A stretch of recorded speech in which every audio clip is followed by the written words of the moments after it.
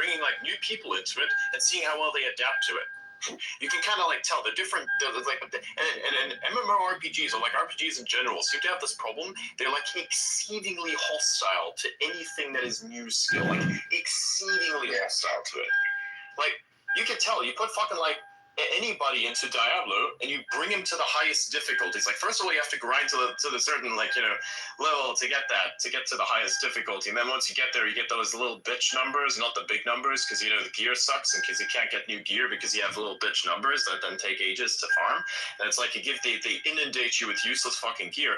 Oh, and just to make it more efficient, because they realized that the servers were lagging from all the objects on the ground, they decided, hey, we're just going to make less things drop per boss, which then led to people figuring out that they didn't have to leave the cavern because they adjusted that feature. So basically they solved one problem just to like accommodate for the actual problem that was that the gear drops were ass.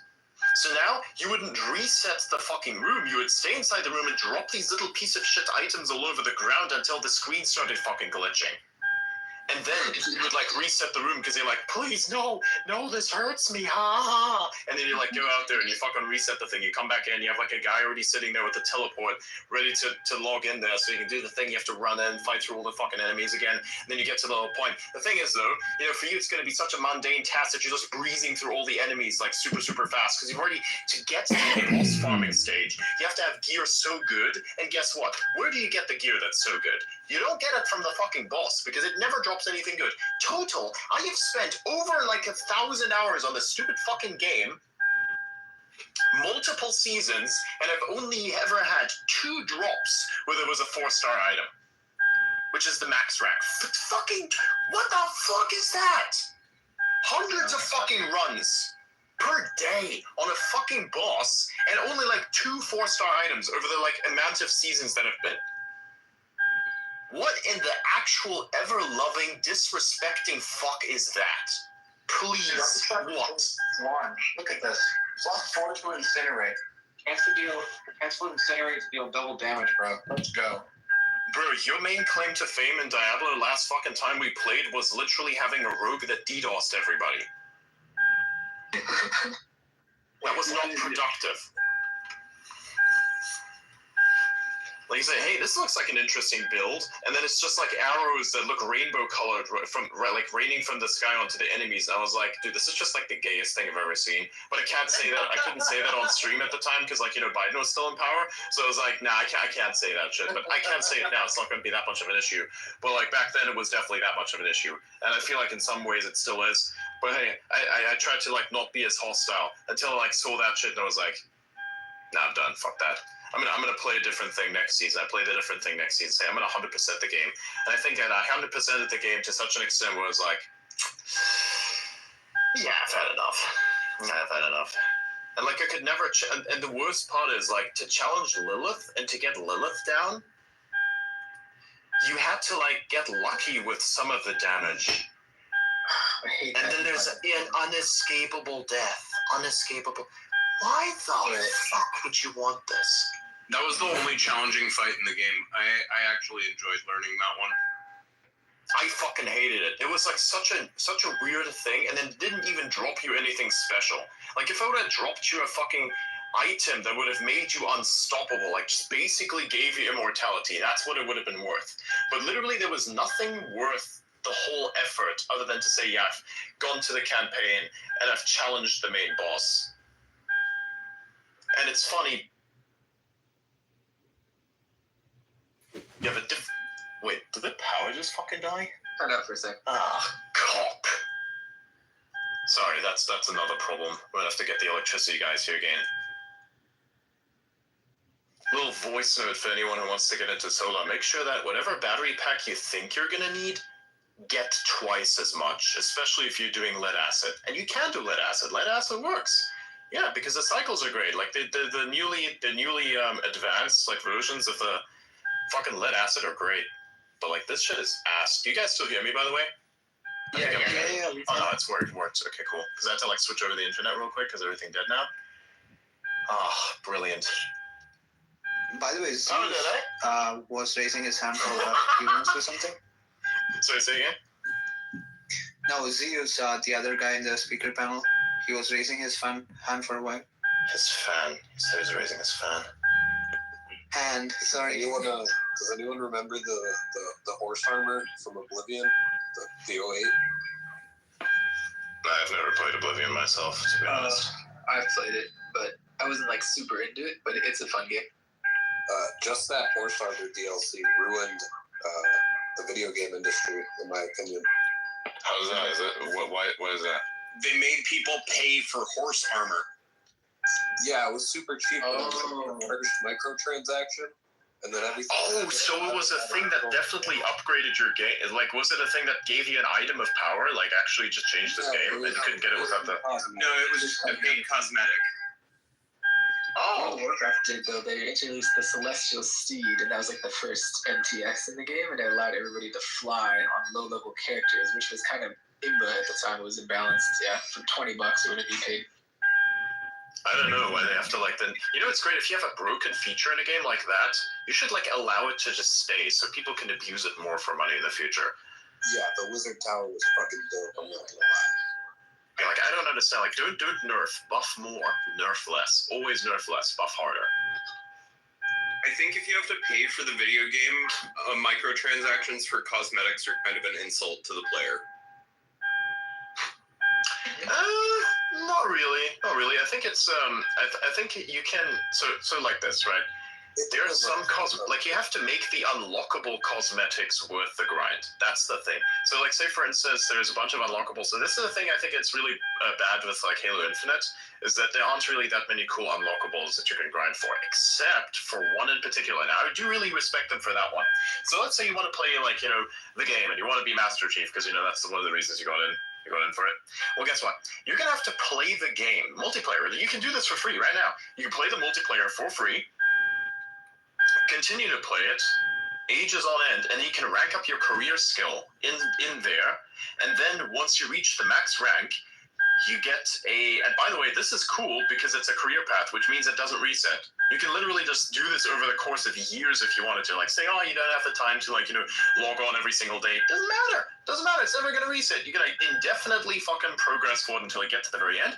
And at the end, you get you get the Master Chief suit, which is like as customizable as you want it to be.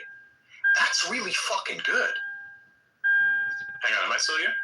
Oh yeah. Yeah. So it says the connection is lost, reconnecting. I don't know why it says that. Anyways, but that's nice. That's the only unlockable, grindable thing that you can get in Halo Infinite, which is really good. There's some that you can get via the battle passes, but you kind of have to get. You can get some good stuff. Like there's some effects that they put in now, so you can just grind your way through some stuff, and you can still have a decent suit that you can have in the game. You just need to grind a bit, and that's it. So I think that if you genuinely put some really good item that you just can't buy into the game that you have to grind for, that's cool. Like that specific cosmetic, you cannot buy the Master Chief. You can't fucking buy it. You can't fucking buy it. You have to grind for it. That's great. I fucking love that shit. That is really cool. I think so that they can keep that in the game, and they can have a ton of microtransactions. I dropped a bunch of money on the game already. I probably dropped over time. I've played it for a couple of years now. It looks like we lost him there. Yeah, he dropped. Connection started. Yeah. Yeah, we're Adrian. He's back. He's not for me. I mean, back in the listeners. Oh, I see. A bunch of people are thumbing down because he's no longer in here. Yeah, I just invited him to speak.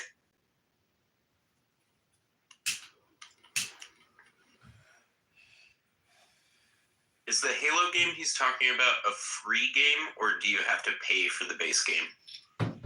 Halo Infinite, you can play the multiplayer for free, which includes the mode that we play, which is called Firefights. That's all for free. You can just download it on Steam. But if you want to play the campaign, which is a lot of fun, and you can play that with multiple friends at the same time, you pay $30 or whatever it is. Yeah. Where was I stuck at? Master Chief suit. Oh yeah, Massachusetts. Yeah, good unlockables. I dropped a lot of money on that game. Even dropped a lot of money on Path of Exile as well. I decided to go for the max pack which is also the only reason why I got the website launcher, because you could only get that over the website. So it's like, fuck that, I'm just gonna get that. And so I got like the $480 version of that, which is great. So and I did this not because, I just wanted to show off. I just did that because I heard how the guy was like talking about the economy in the game, and then it was like, you gotta like have the capitalism situation. And I was like, take my money right now, because I like any game that says that shit. I just want to pay that forward as much as possible. Like, here you go, you have my money. Even if I'm not gonna play the game, you have my money. So the difference for me with Halo Infinite and Path of Exile is they have a game you can play for free. And so there, I think charging for microtransactions for cosmetics makes a lot more sense. Like, they have to make money somehow, and they're letting people play their game for free. So that's fine. Actually, But Halo 2 when it launches is going to be free to play. if you pay like So we're $60 for a game, and they want you to pay like $5.99 to get a silly cosmetic for your horse, I think that's what's insulting. What about like a game that like $20? What about games that are like $20? I think it changes them a little bit for sure. I still think that Adrian's point about having the unlockable cosmetics that are worthwhile is an important one.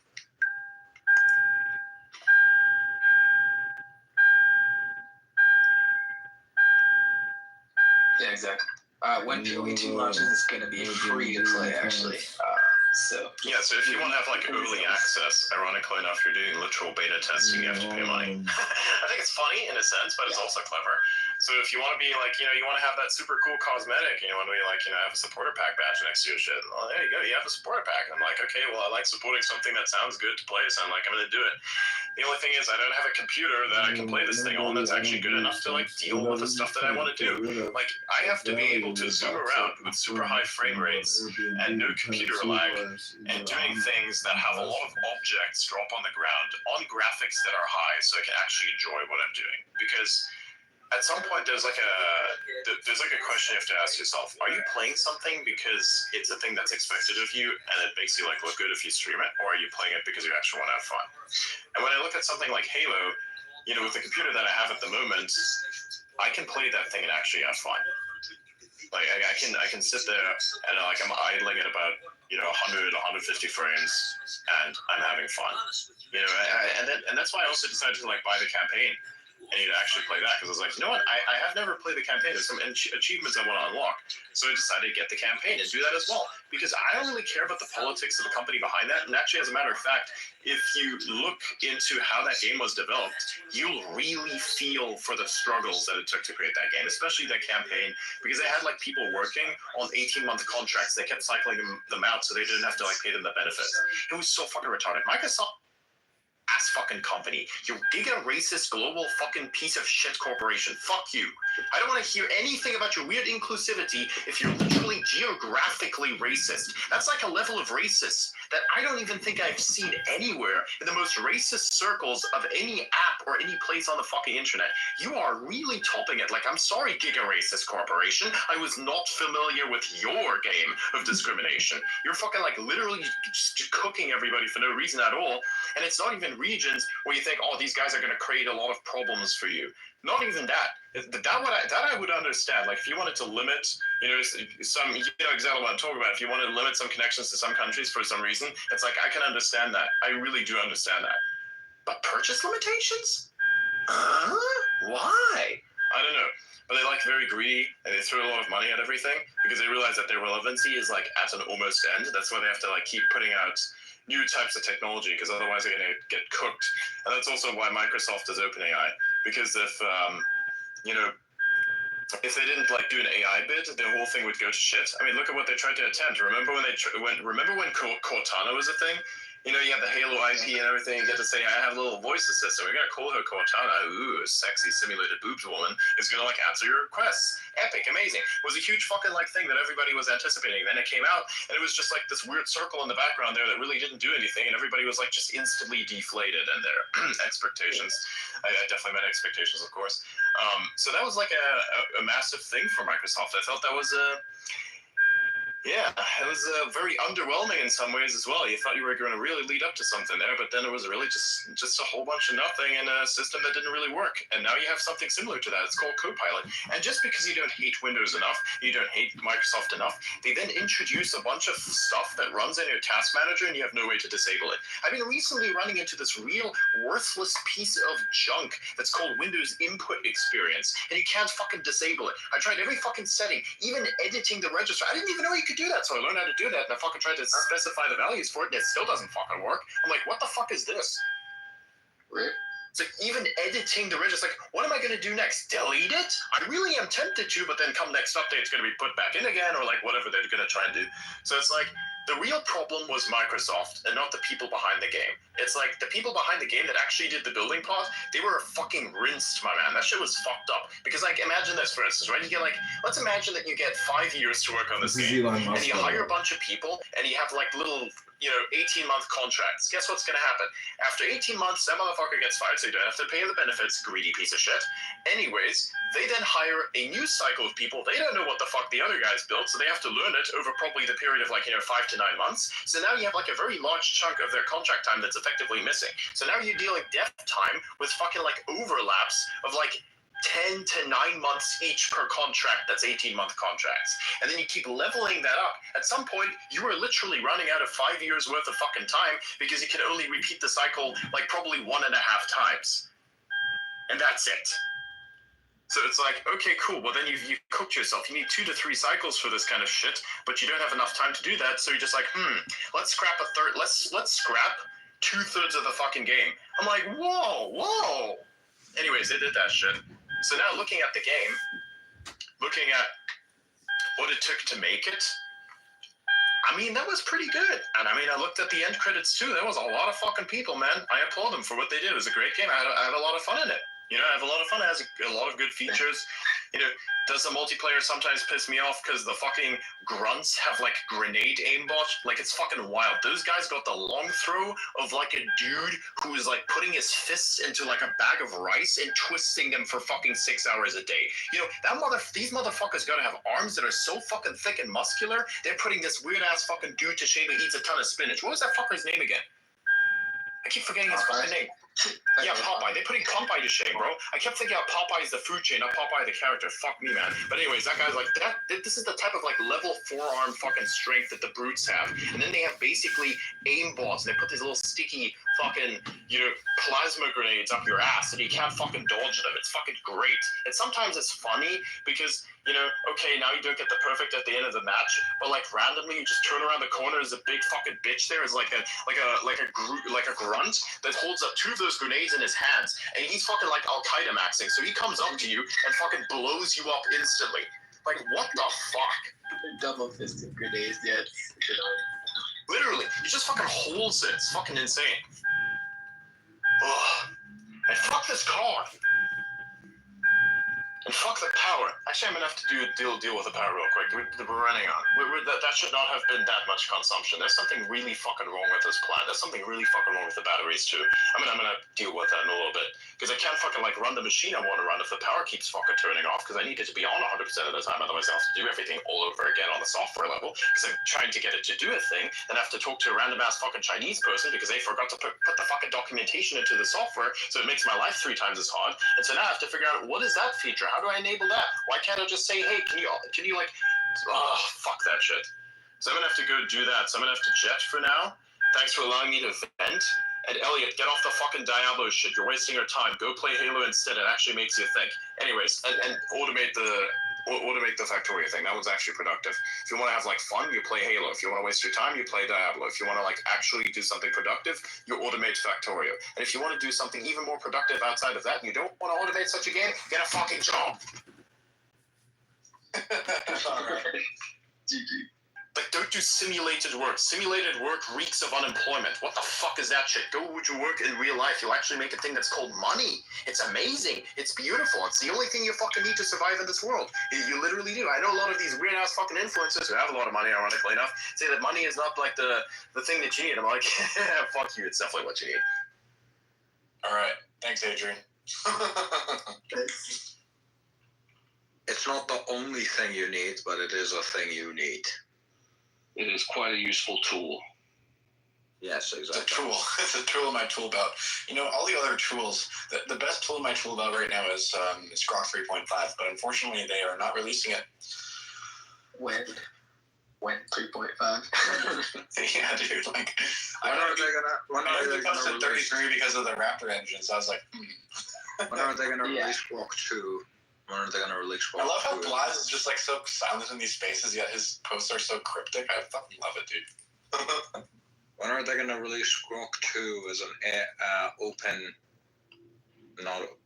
weight model? Yeah, that That's is a the real problem. question. That is a real question. Yeah. I don't know, man. I'm tired of using Gemma. Gemma? What do you mean, Gemma? What do you mean? The Google's open source model. Oh, Gemma's Open weight. great. Yeah, it's great. Open Yeah. weight. I would use Gemma, to be honest. Well, I'm tired of Google dominating my life. I just can't escape. They come out with the best AI model. But that AI 2.5. model is one that observes your computer environment, what exactly you do, and then fine-tunes itself in real time. What the fuck? Triple GA? Woo! Oh shit! Okay, congrats. Oh, he's still wasting it away his life on Diablo. I see. He's still wasting his time on it. Yeah, he's still wasting his I time. can hear the dopamine right now. Daddy Purple. Yeah. You guys got to remember he's 12. Okay. What next? I should rename the space to Macro Hard Space and kick out Elliot. What? Macro hard inside you. Yes. Macro hard? Yeah, Adrian has good Everybody talk Microsoft. Microsoft.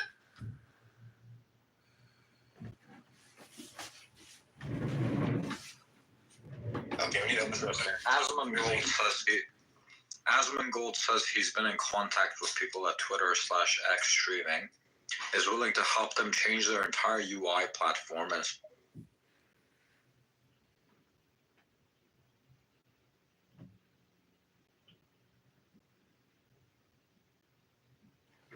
No, baby, I don't use whatever you can get rid of a value.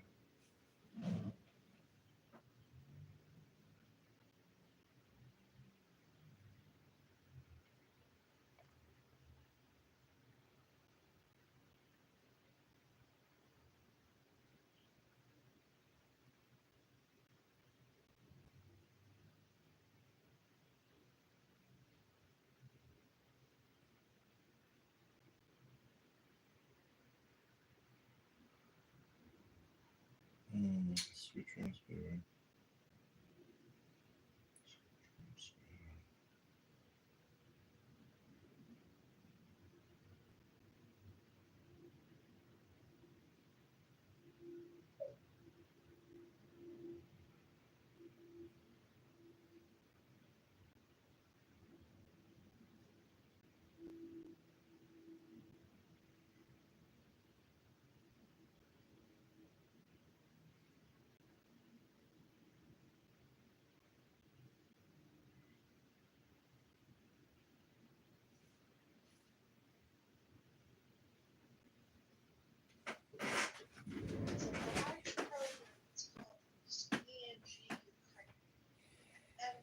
Have you heard of that? What it is, it's really well done. They have this very big website, and he's not insulting your mother, or he's not like harassing. The prophet is dearest to us than the mother and the sister and the father. Yes. You have to understand our position. Mental virus that you guys have. Yes. You're willing to defend it more than You guys don't believe in anything. That's why you're judging us this way. No, but you know what? Though? You say you He's defend it not over your sisters or your mother. You're literally saying because of an ancient philosophy and belief system. You say how much you can take of the people and their bad manners before you get fed up. You know what I'm saying? Shit, bro. I'm just saying. What? Let me ask you this question. What Io was standing on? What?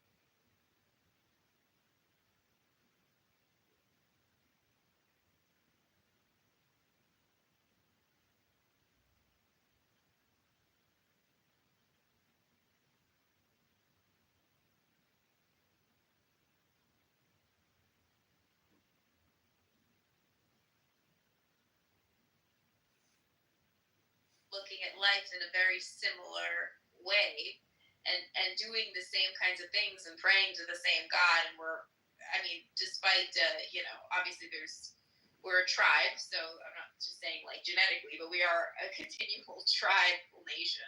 So I'm going to push back on that and say we are significantly older than Christianity, but you could say that Rabbinic Judaism is a newer advent because it came after the destruction of the temple.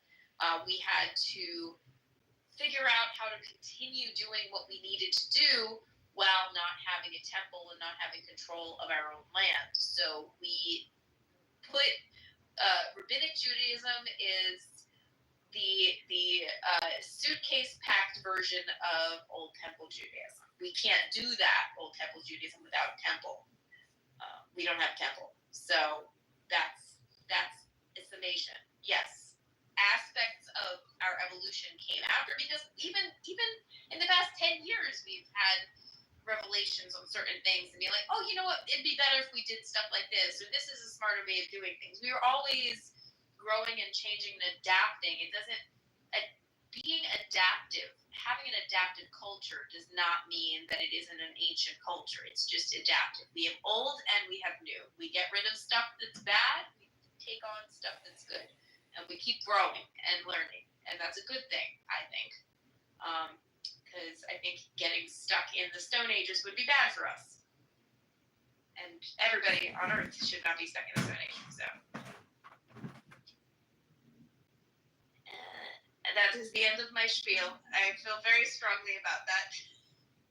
And that's why your name is Ola, which means rising up, because you're always going up a higher level than the previous. Thank you. But okay, so now I get all that, but let's go back to this idea of it's all good. This idea of whatever you said. I take all that into consideration. No, I appreciate it, because I never would have thought I totally contract with the idea that I think he said something like Judaism. I actually had the rooms about a year ago or 2 years ago. I actually had titles about the same question. Yeah, that's good. But here's still my lingering question is this, about the idea that as far as what Moses received, call it Judaism or whatever you want to call it, Moses received some word from Hashem. I think we can agree on this. Okay, no problem. No problem. The term Judaism didn't exist at all. Well, here's my point, especially in these rooms and conversations. When people talk about like this is thousands of years old, you hear these kind of conversations like way back. Okay, 3,000 people that were. But here's my point. Really, the revealed word of God. Even Christians refer to this same story of Abraham, Moses, and all this like this, and the tribes. So whatever point, there's this continuum of history from that time leading up to where Jesus said, I didn't come to change what Moses talked about. I came to uphold it. And then you have even Muslims referring to Moses and talk more about Moses in that Quran than anybody else, than Prophet Muhammad. That's for sure. But the point I'm saying is, so this idea that, this is what I asked the question originally was, these people, Moses and these people, were given these words from Hashem to spread this information. It's valuable. And this idea of hoarding it and not getting it out to everybody and keeping it for themselves, then they're creating like this secret society. That to me seems like a violation from God. What are your thoughts? I don't think that we hoard the information. I think we do our best to, because it's our job to keep the books and pass it on to our children.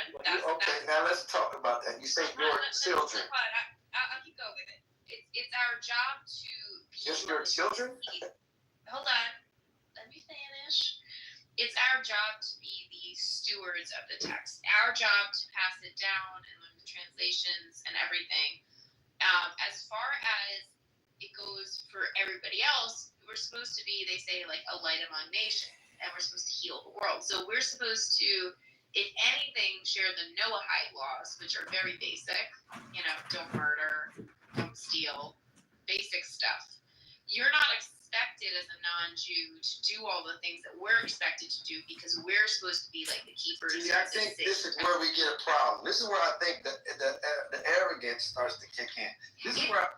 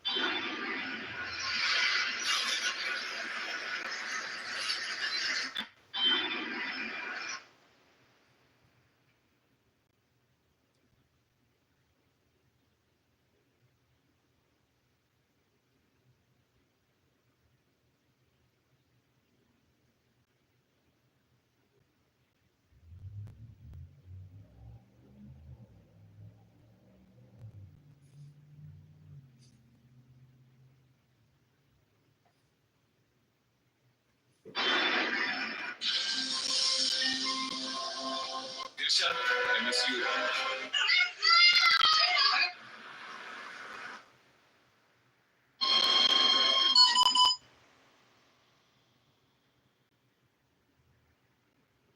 Please don't scroll. I'm just trying to become a big content creator one day, but I have no supporters. So if you have the chance, please subscribe. Please don't scroll. I'm just trying.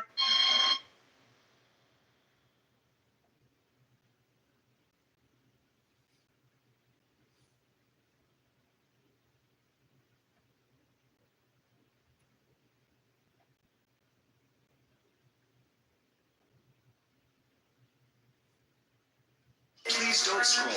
I'm just trying to become a big content creator one day, but I have no supporters. So if you have the chance, please subscribe. And I looked up, and there was a yellow rose.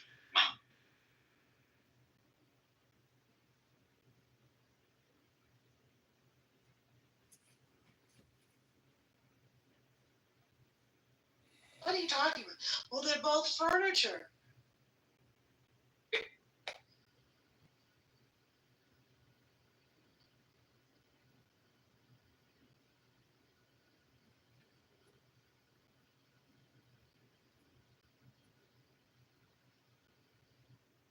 Especially since January, the big thing has been about Doge and efficiency. Man, tax cuts aren't free. Let's keep it a buck. Tax cuts are not free. Adding $5 trillion to the debt ceiling isn't about efficiency. Like this is just a bad deal. And when you have enough Republicans who are speaking out, even the ones who are doing it anonymous, if it feels like Trump's in, you're seeing a lot of people who have been pretty staunch Trump guys speak against this bill. So it's like it's a bad move. He could have broke this up. They haven't got anything passed. Everything has been done through executive order. So it's like, at the end of the day, if y'all don't win in 2028, like everything he's did is going to be undone. Well, the big beautiful bill, the Lagan Riley Act went through its first first week or two in office, and then this big beautiful bill just went through the House, so it's about to go to the Senate, and we'll see what happens. But I take what you're saying with I understand what you're saying. We'll see what happens. Not everything has been done with an executive order. That's not true. Laken Riley was voted on in both houses of Congress, and this big beautiful bill is working its way through. It already got through the House, so now we got to see what happens in the Senate. So we're gonna let Alan go. Thank you for your input. Thank you for your input, Mr. Gillette. Hold on now. We got Alan who raised his hand, but now he seems to be on the phone. No, Alan I'm going here. once. All right, go ahead, Alan. And then we got Nathan who wants to say something. Yeah. So I'm on the right. His biggest loss. I'll say it again. Others have said it. I think has been eliminating all the DEI from the government. Biggest loss or biggest win? You saw this. Excuse me, biggest win. His biggest win has been removing all the DEI language and requirements from the government, and is helping businesses remove that as well. His biggest loss, I think, is the fact that he hasn't invited you, Manfinity, to the Oval Office. Because if he invited you would crowd Rachel, you ain't gonna interrupt him while he's giving me a compliment. I'm moving you down right now. You gonna let this man give me a compliment? You want to try that? When President Trump's threats to annex Canada and make it the 51st state. Today, Canada faces another critical moment. Democracy, pluralism, the rule of law, self-determination, and freedom are values which Canadians hold dear, and ones which the government is determined to protect. The King is the head of state in which Canada is a member of the Commonwealth. For partake in a briefing of faith leaders across the country. Sebastian, members of the House of Commons, a few others. I mean, it wasn't the most riveting day, but it was very much. It was a memorable experience to be in the White House again for a momentous occasion. So, Alan, I'm not. Please don't scroll. I'm just trying to become a. A few more invites away. That's great. Anyway, Can I just ask you, Manfinity, how many people were there? Talk a little bit. That's very cool. Talk a little Alan, bit more thank about you so much. Yeah, I'll give you more about that. Alan, thank you so much. You're always appreciated in my rooms. Me and you go back so far, and I just appreciate your voice. So thank you for joining us for the time that you did. You too. Thank you. To answer your question, Abby, I would say the room was full of about 100 or more faith leaders across the country. Most of the people happen to be black, which is a little, I don't like to be pandered to, so I was a little, taken aback by that. Most of them happen to be black. Because then I saw a similar event the week after with mostly white pastors. So that's just, I'm not a pastor. I don't even consider myself a faith leader, but whatever. I'm definitely. Was Hagee there? Okay, and we got that. Yeah, Pastor Hagee. Chris Kufi. He's out of San Antonio. Pastor Hagee. You know who I'm talking about? I did not. Maybe if I look at a picture, John Hagee. Kufi's Christian United. But I can tell you, the faith office was very much about religious liberty. And they did not want to hone in on Christianity or this or that. They were very much all faiths, that kind of speech. And we'll see what happens. But Paula White is a Christian. But, in this role, her role is to kind of expound and expand upon religious liberty. So it was very interesting to be in the room. Something happened while I was there that was really out of the. I was sitting next to a black woman who I went with, and she had the nerve. One of these very plain Jane white ladies were up there talking about this and that, and then the girl that I was sitting next to, as the woman was getting an applause line, raised their hand and said, "Excuse me, that's all fine and good. You got all these black people here. That's all well and good, but there's no black men in the home." It was just going off, and the girl had nothing to say. And then Paula White had to get up and say, "I just love answering questions like this." saved the speaker because the speaker didn't know what to say or where to go. But it was an interesting exchange. But basically, religious liberty and the various initiatives they're doing to, bring about better outcomes for families across the country. So it was very interesting. And I appreciated being there. They wrote down some notes. But yeah, I just wanted to share that. Yeah. I'm gonna ask Abby. Hold on. One more follow up by Abby. I'm gonna let you go, Nathan. But Abby seems to have one more follow Nathan, up. chill. This is a very cool thing that you went to. But you jumped the line. Well, at some point, I'd love to dialogue. I'm curious how they approach the school choice issues, and what initiatives with respect to parochial schools, etc. But we can talk. We can talk about that, and I can tell you, Leo Terrell was one of the speakers. Phenomenal. Leo Terrell was very much on the anti-Semitism tip. That was the main theme of his speech. I think you'd have been interested with Leo Terrell. I follow him. But go ahead. Great. I'm sorry, you love him, you said? I love him. I think he's fabulous. Yeah, he was very much on anti-Semitism. Nathan, you were raising your hand. Yeah, man, I had to take a phone call earlier, but I was thinking about what he failed on and failing on and continue to fail on. And it's a situation with Ukraine and Russia. So you don't think that he's moving the needle forward on the things in terms of getting Putin and Zelensky to talk directly? You don't think that's a major move? No, a little bit, but he's failing on this part, right? He's underestimating Russia. He's underestimating Europeans, their fascination and hatred of Russia, right? And what happened, I don't even think this was reported in the news. I had to double check this tonight, that Putin almost got killed in a helicopter attack. When he was in his helicopter, Ukraine launched multiple drones at his helicopter fleet when he was on the way to a city close to Ukraine. And what's happening is that it's getting real hot. Like, just imagine if Putin got injured. He has some nuclear codes in the helicopter. I don't think a lot of people understand that. He has a briefcase with the nuclear codes. Like, this is getting real hot. Yeah, but I was trying to ask you a question about moving the needle forward. You said Trump, he got Zelensky and Putin to talk, direct talks. You don't think that's moving the needle forward on the Ukraine-Russia conflict? No, because he don't understand how many. He understands it, but not fully.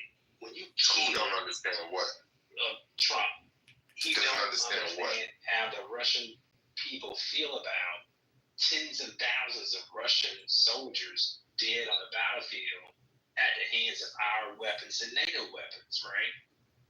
Putin is not going to be like, okay, I'm going to call it a deal and I'm going to walk away. He's not going to do that. You know what I'm saying?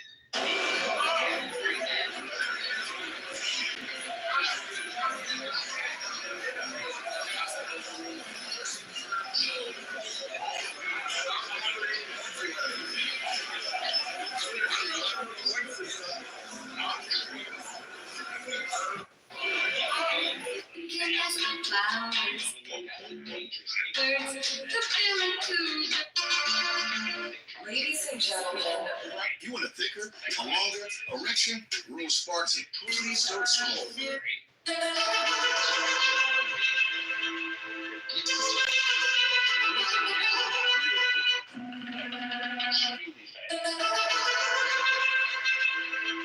Trump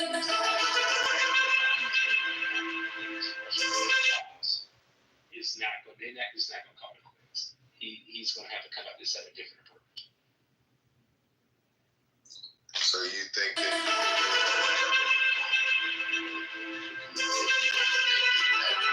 moving the needle forward? That's all for sure. It's if I've been following this thing, right, and before that meeting took place, a high-ranking Russian government official advised, right, he said a lot of things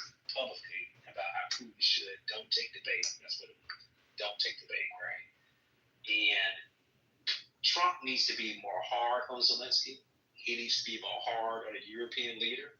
He needs to, I mean, that meeting in the White House with Zelensky should have. Please don't scroll. You want a thicker? Ladies and gentlemen.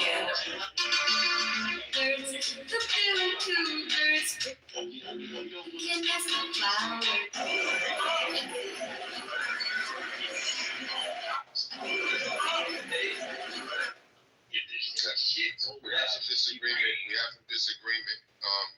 Let's see what Hector's saying. Hector seems to be disagreeing with what you have to say. Go ahead, Hector. If I'm hearing correctly, is Nathan saying that that Trump should have went harder on Zelensky? Yes. Oh my goodness. Man, you don't understand how it got started. It got started because Zelensky failed in the first place. You know what I mean? He's a failure, number one. He's a loser, you know what I mean? And he got his people killed. And he's trying to throw us and the NATO involved in it just because that meeting took place. Us in and get us killed because he would have never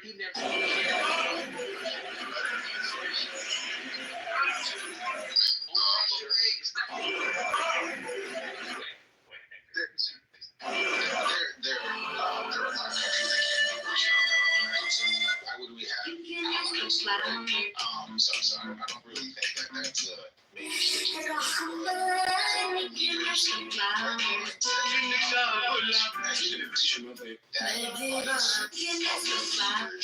further encroach, right? So we can go all the way back to like Russia to Crimea. If we weren't willing to defend and hold that territory on behalf of Ukraine, then obviously it emboldened Putin more. Now, if we're not willing to, toe the line and have further sanctions on Russia, then guess what? Look, I saw what happened. Ukraine is getting bombed. And meanwhile, we're sitting here trying to tell ourselves that Trump is negotiating a deal or moving them closer forward. So what's happening is Ukraine is getting decimated day in, day out. Meanwhile, we're trying to negotiate this peace deal, but a truce can't even be called. So is there really a blunder happening? I would argue yes, because if Trump is this, Please don't scroll. I'm just then why has he Please don't scroll. I'm just trying to become a big content creator one. Let's be real. You probably Please don't scroll. Let's be real. You probably see me in a few interesting places. But what if I told you there's a place where we can actually meet fun, flirty people live? Please don't scroll. I'm just trying to Ukraine didn't invade Russia and the world stage, right? So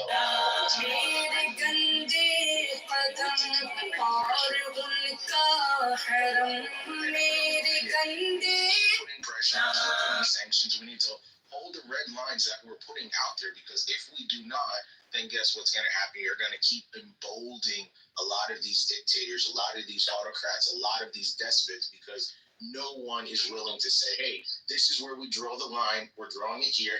And if we need to further sanctions, militarily or otherwise, then that's what we're prepared to do. And I think Trump's rhetoric has been that, but has he actually acted upon that? Okay, so your best it's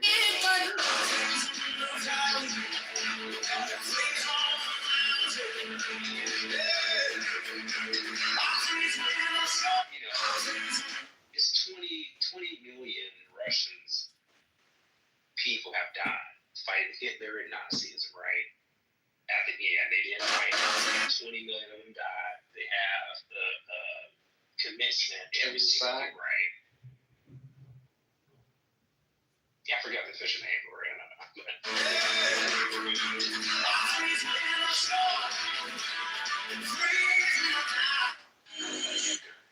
History is this: the Nazis went into Ukraine to attack Russia in that region.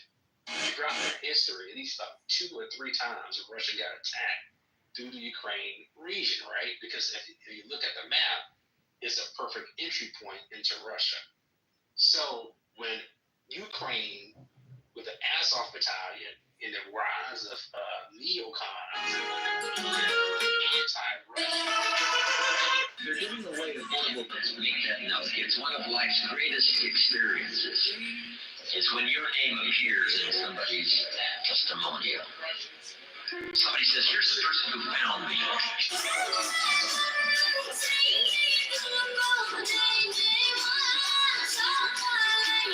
So these that Ukrainians had, they killed a lot of people, throughout the mayor.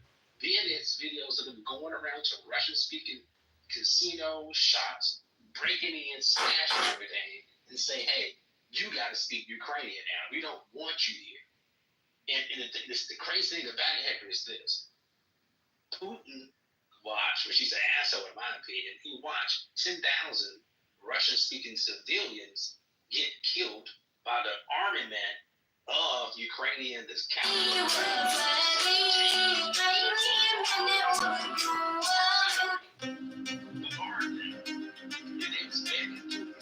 I've never been able to breathe better in my life.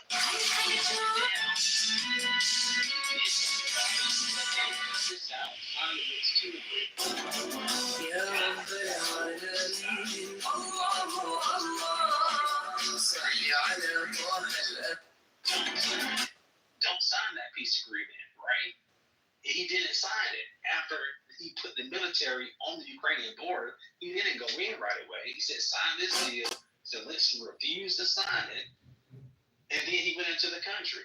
So you tell me, Hector, if you were in the United States and the Chinese had, was telling Mexico to attack the English-speaking people on the Mexican border and was killing them.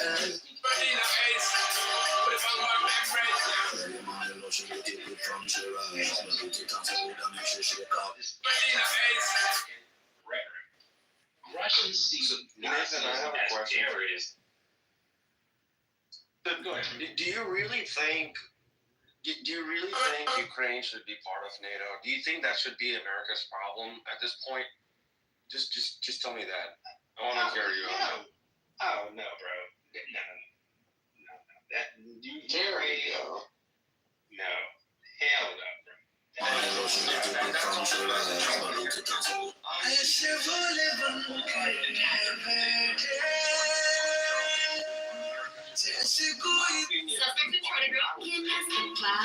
The chances of you seeing the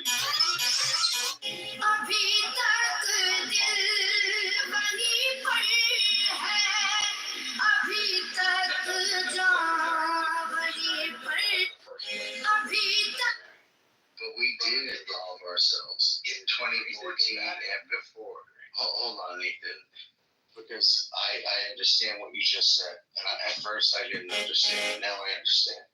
Right? The United States, via members of NATO in Europe, because this really doesn't mean shit to us. As Trump said, we have two beautiful oceans that separate ourselves from this shit. And that's why we're allowed to talk shit and act a fool, etc., etc. We have geographic privilege.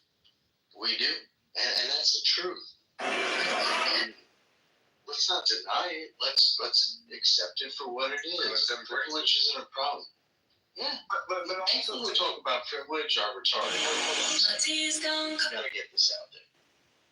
Privilege, not one of you, including myself, would say, oh, you know what? Personally, I believe that white privilege exists. It's likely 5 to 7% of the equation, but I believe it exists. So for us to not say that we have geographical privilege is insane. But Dr. Responsible, like for example, I want to know, like, if Ukraine were to join,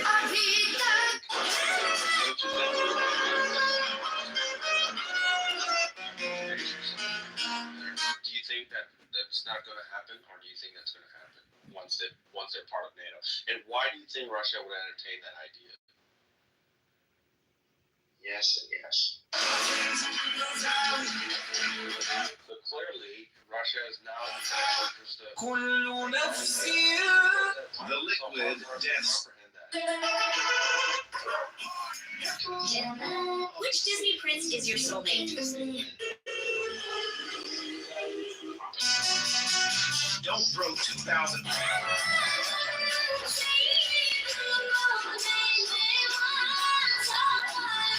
the exact same thing. Like, it's unprovoked. It's unprovoked. It reminds me of like little kids who steal a cookie out of a cookie jar, and the parent come down and say, "Hey, did you take a cookie?" They don't say, "No, I didn't take a cookie." No, absolutely not. I mean, that's the thing. What's happening? They all say it's unprovoked across our media, across European media, right? And it was all bullshit because it's part of the CIA propaganda machine. That's what's really happening. That's why people like.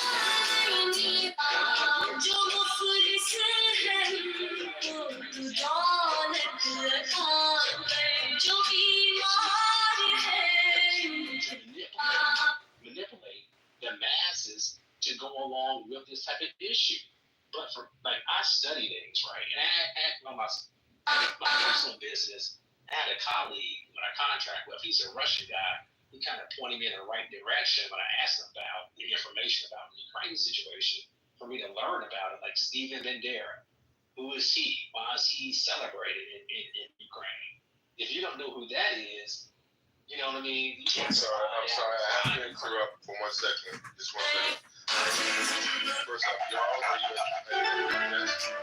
it took me 10 years to learn this, but I will teach it to you in 1 minute. One life week. It took me 10 years. But he's not there, so continue, Nathan. Yeah, but when I studied the history about Ukraine and how it was created, and why they celebrate Stephen Bandera was a person in World War II who made a deal with Hitler to take over the region of Ukraine.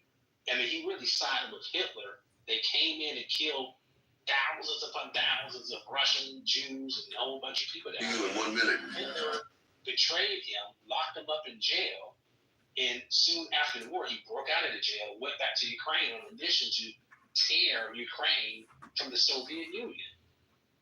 And that's the My tea's gone cold, I wonder in my eyes. to Ukraine to this day. To it. History, I believe history, present, and the futures, it all lines up, right? You have to understand how Ukraine has got to this point that they have to deal with their own people. And that's really what we're talking about. It's like California breaking off from America. Like, no, you were Americans. Please don't scroll. That's what's happening in Ukraine. They all speak Russian. They have Russian named streets all over the place, Russian statues and Russian books in Ukraine and Kyiv, right? So it's like a civil war was happening. And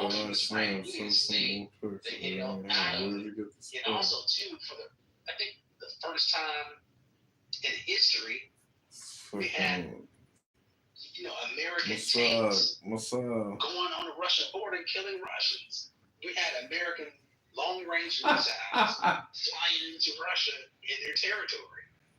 Like, have you not forgotten about what the Cold War is about? This is insane. This is past Cold War level type of crap that was going on. When your parents had to take drills going underneath the table because they was afraid of a nuclear bomb. I mean, this has been really a crazy situation, and it's real wild.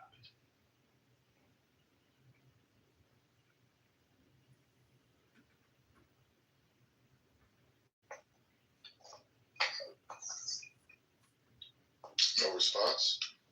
No one? Okay. Drop the hammer, man. I think you dropped the mic on him real quick, right? It could be a double standard if you look at it. So within your faith, Nizam, Jesus is just merely a man, a prophet, a very extraordinary man, but nonetheless just a man.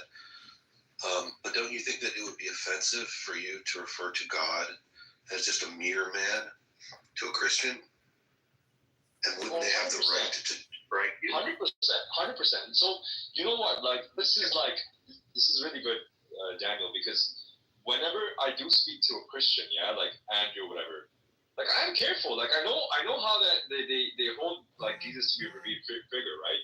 And I'm careful to like navigate that. And so I don't say anything like prophet's an idiot or like Jesus is an idiot or Jesus is a liar and Jesus is like a man and like you guys are a bunch of dumbasses and like you're Like I don't do that, like because I don't want to offend them. Like I'm trying to like I mean I do believe I have the truth, right? And so if I have the truth and I believe in whatever I believe in, it's my own responsibility. The responsibility is on me to kind of portray that, right? Like and to have the character of someone that believes in the truth. Like I can't just be like emotional about it. Okay, would you be offended? 1 minute. Nizam, would you be offended if someone said, look, I don't believe that the prophet is divine revelation? Would that be offensive to you? No. I mean, well, it depends on like, it depends on like. Plainly like that. Oh, okay, yeah, no. I mean, look, like, yeah. For example, like you know how like the hundreds of conversations that we have with like atheists and like all these rooms, people are like, oh, like Islam is a false religion, Islam is not true. It's like the Prophet Muhammad was just a man. I think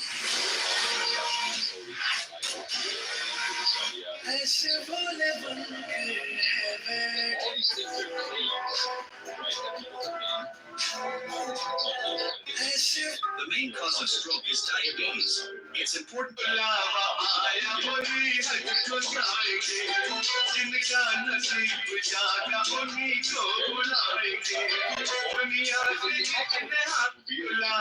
but like I don't think it's like intentional disrespect like what Abe was doing earlier or what Sam was doing like with earlier, like intentional disrespect. And then obviously like it's not like my first instinct is to be violent. It's like, okay, like he'll say something, I'll negotiate. I'm like, hey, listen, like brother, like I don't mind talking to you. Let's have a respectful conversation. Let's not like overstep each other's boundaries, and let's see if we can resolve it. You're kind of sad because you haven't started. You have. That was just talking about Sasha, right? Sasha going around like having that picture of the prophet. And then Sam was saying a whole bunch of random stuff. He was just going off on a rant. He's like, oh, like,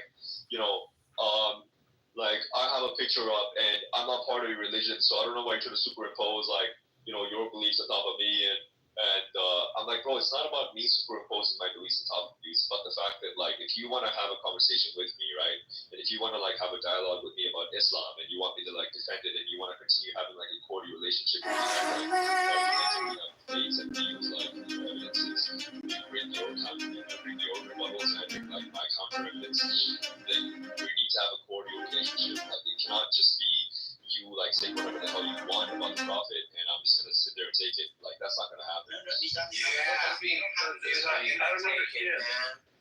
What did he say? Wait, So he said the same thing. Daniel, he said the same thing. He said, fuck the prophet. He said, fuck the prophet, he's a pedophile. Yeah, he was saying all that. Yeah, that's a classic. And it's trying to be purposefully insulting. It's not.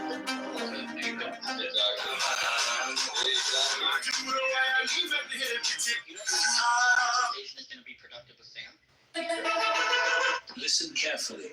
The next time you feel left out, when your friends all go out to listen carefully. I sat there and I didn't take it. I said, you're right. I did it. I did exactly what I would do. I sat there and I didn't take it. I sat there and I did. Yes. That's the problem. Yes. That's the problem. That's a yes. So that's for me. That's not a problem. Pointing out. Yeah. What Sam was doing was pointing out is that. No, I would knock him out. And by the way, he changed. Daniel.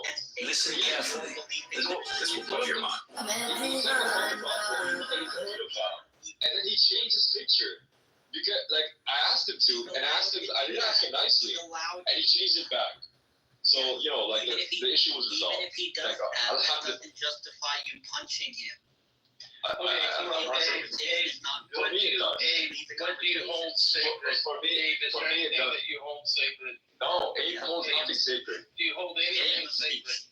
Abe doesn't hold anything sacred. Freedom of speech is sacred. Do you hold any individual sacred? Freedom of speech. You're no individual. Freedom of speech. No, Bill. To practice freedom of speech. Bill, Abe wouldn't even fight for freedom of speech. I'm telling you, Abe doesn't even hold freedom of speech sacred. I'll prove that to you right now. That's fine. As long as no, but he doesn't. About it, He doesn't even hold freedom of speech sacred because he wouldn't fight about it. He wouldn't fight someone else to protect it. Okay, That's well, the I'll tell you what. Sam could say that. That's an old trope. Muhammad's a pedophile. That's an old trope. I mean, I've discussed Sam being a Khazarian. Like, your people weren't really with Moses in the desert. You guys came from Khazaria and you were swept into Europe by the Mongol horde in the 1300s. So he found that really offensive. Hey, first of all, this is a good title though, for real life. You know what I'm saying? And it was a long time. I am from New York. You feel me? If I felt like if she wasn't like toxic and shit, I just felt like she ain't really fuck with me like that. You know what I'm saying? And this shit is kind of sick. You know what I'm saying? I'm a grown ass man at this point, and I literally had to break that shit. And it's this approach to debate where he gets rhetorical. Very, very rhetorically effective, right?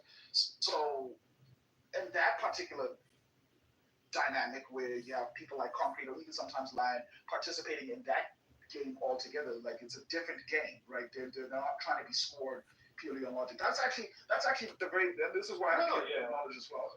That was actually my very, very first mistake. Whenever I came to chillism and whenever Nathan decided to put me up in a debate, where I realized that this is not like strict debate and logic and good faith type rules.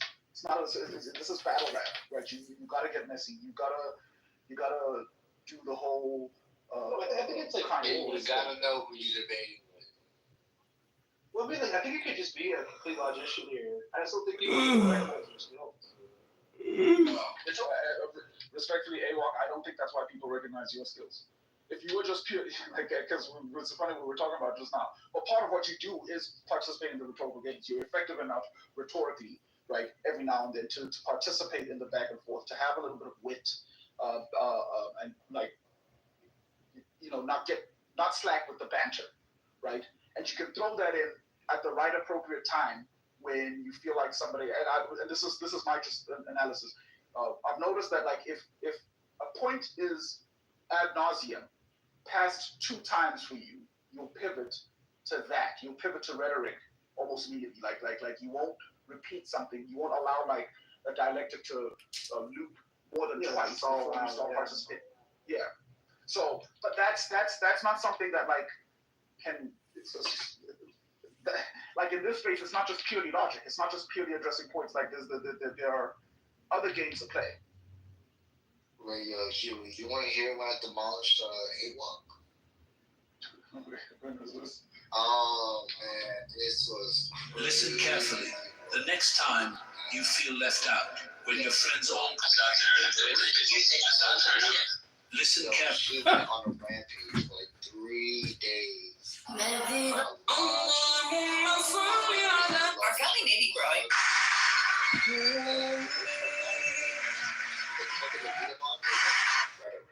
I knew it was rhetoric. I knew what I said wasn't correct, but I used rhetoric to make it sound correct. This is like what Concrete does. So AWOC went crazy for 3 days. Wait, who's the best at rhetoric? I think Concrete.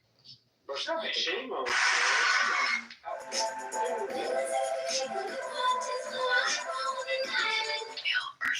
Today is the very first day of the conclave. The cardinal. You want to think Here's what I think of your Olympics, Jimmy. Let me tell you why we have. Here's what I think. Hold on. So on the 3rd day, AWOC risen. And he came for me, pause. And I was like, AWOC, look, it's not that serious. I said, AWOC, I can repeat, I can still man your proposition. I can still man it. I know what you're gonna say. And he goes, go ahead. And I repeated it. He was like, yeah, that's it. He's like, then why'd you say Here's what I think of your Olympics, Jimmy. It was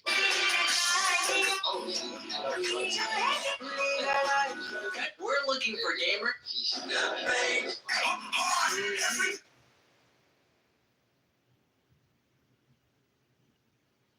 Huey, you don't think that Samoa utilizes a lot? Yeah, but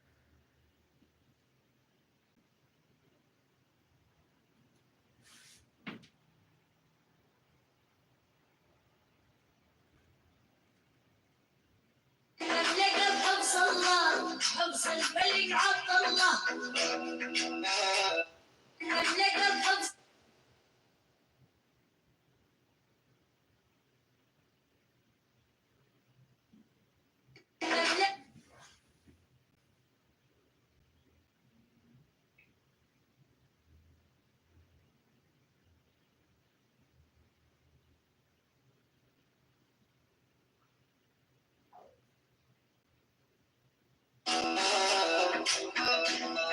Of the perk.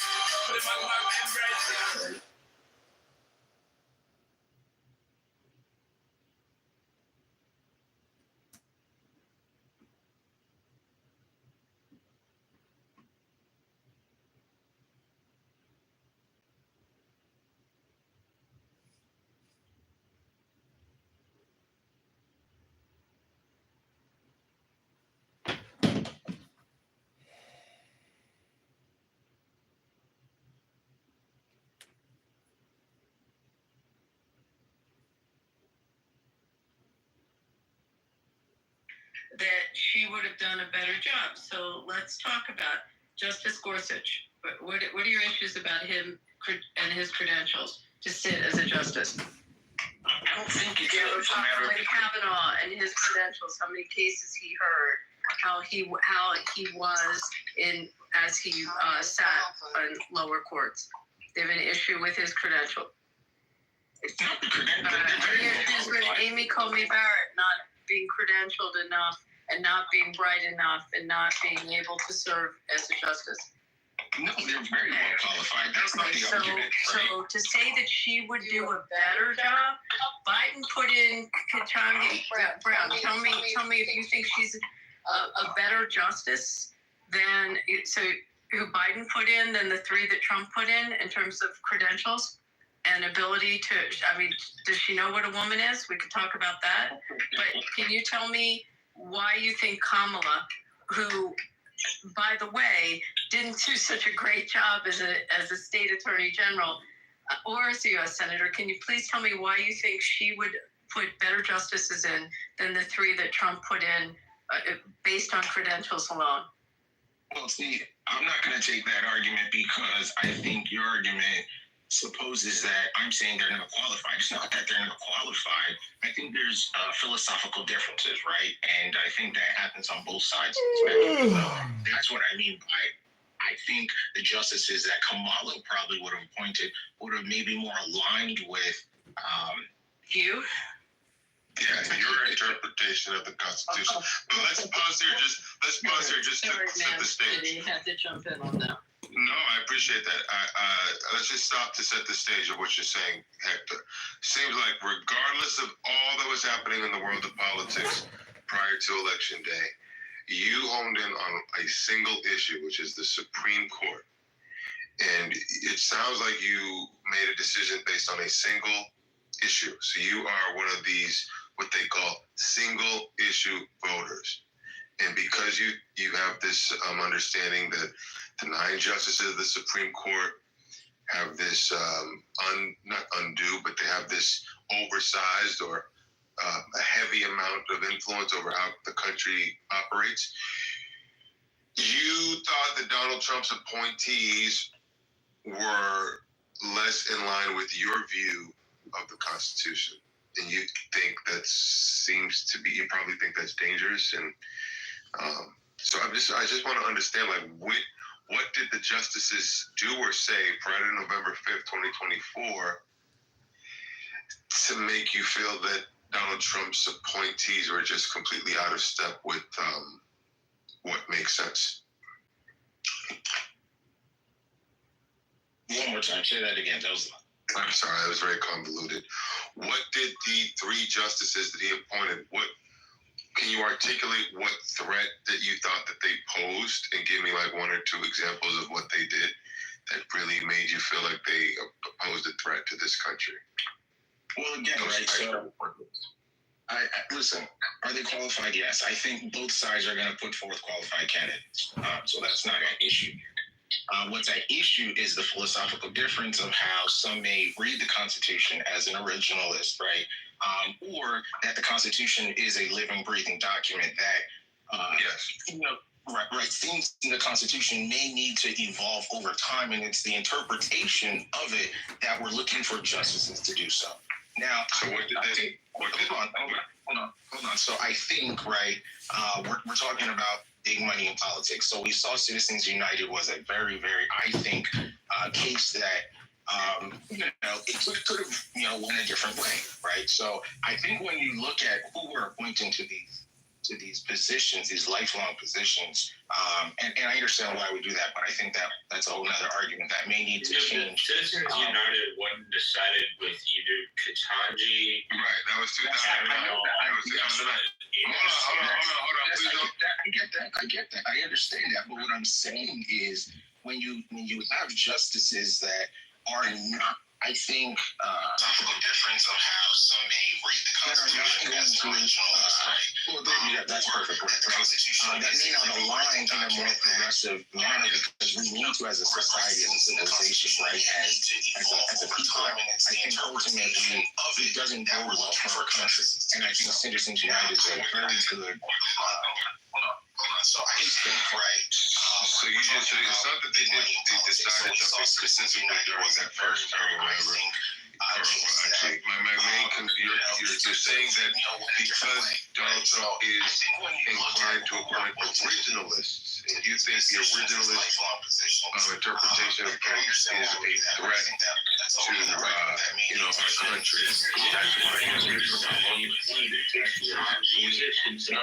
I'm just trying to understand, Hector. Yeah, you got it correctly, right? And I would also argue, here's the other thing, right? That I've seen what the Supreme Court has been doing with some of the cases that have gone before them, and they have swatted some things down. They've allowed some things to go in. So again, right? All I think really is just a philosophical difference on where we may lie on a few different issues. I'm sorry. Go ahead. No, go ahead. How did you ignore? How did you boil it down to just the Supreme Court when there's so many other issues, like all of the things that she was standing for in terms of, let's just take something that they politicized, her position on inmate sex change by the government, funded by the government.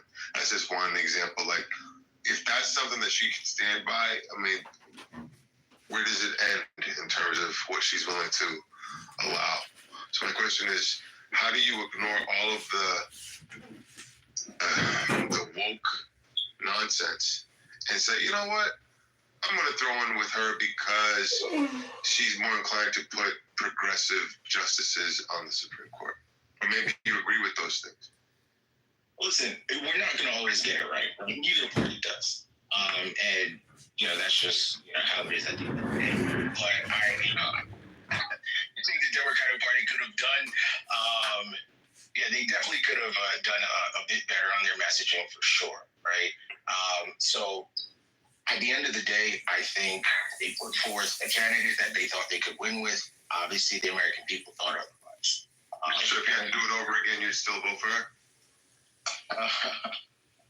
I mean, listen, the jury's still out, right? The jury's still out. I'm waiting to see, if our president can make a believer out of me. So, but I understand right now. We could turn back the clock and go back to November 4th. You'd still vote for Kamala Harris because you think she's a better candidate and was going to appoint better candidates on the Supreme Court. Is that right? Listen, I'm gonna hold off on that one right now, right? When I get more information. I'm sorry. You don't get to wiggle out of my questions. You don't get to wiggle out. Come on. Listen, I don't want to hog the mic. Let's pass the mic around. Okay, we'll move on to Alex, a known Trump hater. I invited Alex to the stage because I saw a comment earlier that said that Donald Trump is a known criminal or something along those lines. Alex, would you like to explain what you meant when you said Trump is a criminal posing as a patriot? Explain that, please. I'd be happy to. First, I'm a liberal. Secondly, in regard to Trump, first remember when you elect a president, you're not just electing one man. You're electing all those things that he represents and all those people that he has that advisor. And I think that when you look at that in the totality, this is probably one of the worst administrations we have ever had. And for several reasons. Now, I'll go first, and because of the issue you were addressing in regard to the Supreme Court, listen, his appointments really should not be of any consequence. Those judges are supposed to be impartial, not politically motivated. And many of their decisions on the first part were, but you already see they're changing their tune. Decisions do you think are politically motivated? Decision one, to say that he had immunity in the aspect of saying anything that he did in the presidential capacity was legal. The Roe versus Wade. No offense, but that's not what they actually said. Okay, what did they say? Was that the president could not be criminally charged in pursuit of his office. But if he was taking a bribe, for example, that is not something that is protected under the office. You mean like a plane? No, because the plane goes from the office of the president to the DOD to then the office of the former president. I don't think he can take the plane just for, transparency. Alex, really quick, I'm going to interject for 2 seconds. Alex, do you think America should have accepted the gift from France called the Statue of Liberty? Yes or no? First I said yes or no. Yes, sir. I'm happy to hear your explanation. The answer is yes or no. Yes. Okay, and tell me why. And the reason why, first of all, it was approved by Congress. It wasn't just one in which the president said, like, hey, I'm taking it. Hey, thanks a lot. I appreciate it. And the president didn't take it home after it was over with. So, yeah, as a tribute to the United States in regard to the 100-year anniversary, yeah, I think it was a nice gesture. We take presents all the time. We take, historical objects which have been seen. That's not a problem. But the Emoluments Clause of the United States Constitution disallows any politician from receiving presents from a foreign country. I don't get challenged in court. Excuse me. The Trump administration has a different view on that in terms of the Emoluments Clause and as it applies to this gift from Qatar. So what I'm saying is that it will be. It's not owned by the president. I understand, but what I'm saying is it's going. Say it again. It's not a violation of the Emoluments Clause because he doesn't own the plane personally. The plane is owned by the office of the president. So Alex, Marshall is articulating the Trump administration's position, and if the opposing side wants to take it to court, it'll get meted out in court. What's wrong with that, Alex? Isn't that the American way? And it will, but I don't have any problem with that aspect of it. But the first thing, how many presidents have you seen in the past that caused such controversy by such determinations that they would accept such a crime? You can't. Yeah, can we go to the election? What I'm saying is, excuse me, but the thing is, you can't say, well, just because other presidents haven't done that. That's no metric. Okay, Donald Trump is a phenomenon. He does things in different ways. That's baked into the cake. We already know that. So let's just stick to objects of the Constitution. Okay, things that we see as obvious. Okay. And I'm just saying, like any person, realistically, come on. If he goes to a foreign country and they say to him, hey, listen, I'd like to give you this plane. And he says, you know what, I'd love to accept that plane because my plane really doesn't look that good. My plane is not as nice. And it would be really nice to have it re-outfitted at the cost of the American citizens, so I can have this really nice plane. Do you know if this number's inflated, Alex, by the way? Several different numbers have been given. Used BBJs sell for? Do you know the market for used BBJs? Between 20 and 70 million fit out for top executives. So you want to tell me where, and a new one is about 200 million, fit out for royalty of top executives. So you want to tell me where? First of all, I don't know. That story got leaked out of 400 million by one person in the press, and then it just took off. But if you go Google it, go read what BBJs sell for used, and that's a 12-year-old plane. But go look for Would it matter yourself. if it's 400 million, $4 million, or $4? Does that really matter in regard to it? But what we're talking about is the aspect. Yeah, what the Congress, number one, will let the office of the president accept is one thing, right? Part of the reason it's not a good idea because it looks like it's creating favor and buying influence, but the way that this is structured is that it doesn't ever go into Trump's hands personally, so it's not a violation of the Emoluments Clause. Okay. It goes from the office of the president to the Department of Defense to the Office of the Former President. The other thing that's important to note is when building Air Force One, you have to retrofit that thing down to the bones.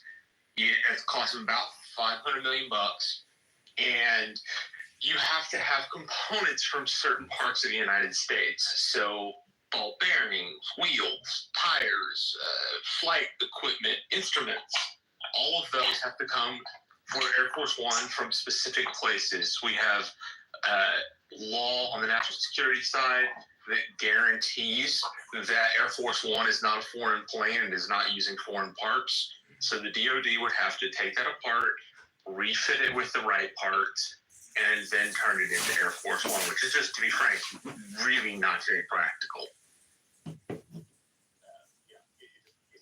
You're going to run into laws regarding national security and what you're allowed to do with Air Force One.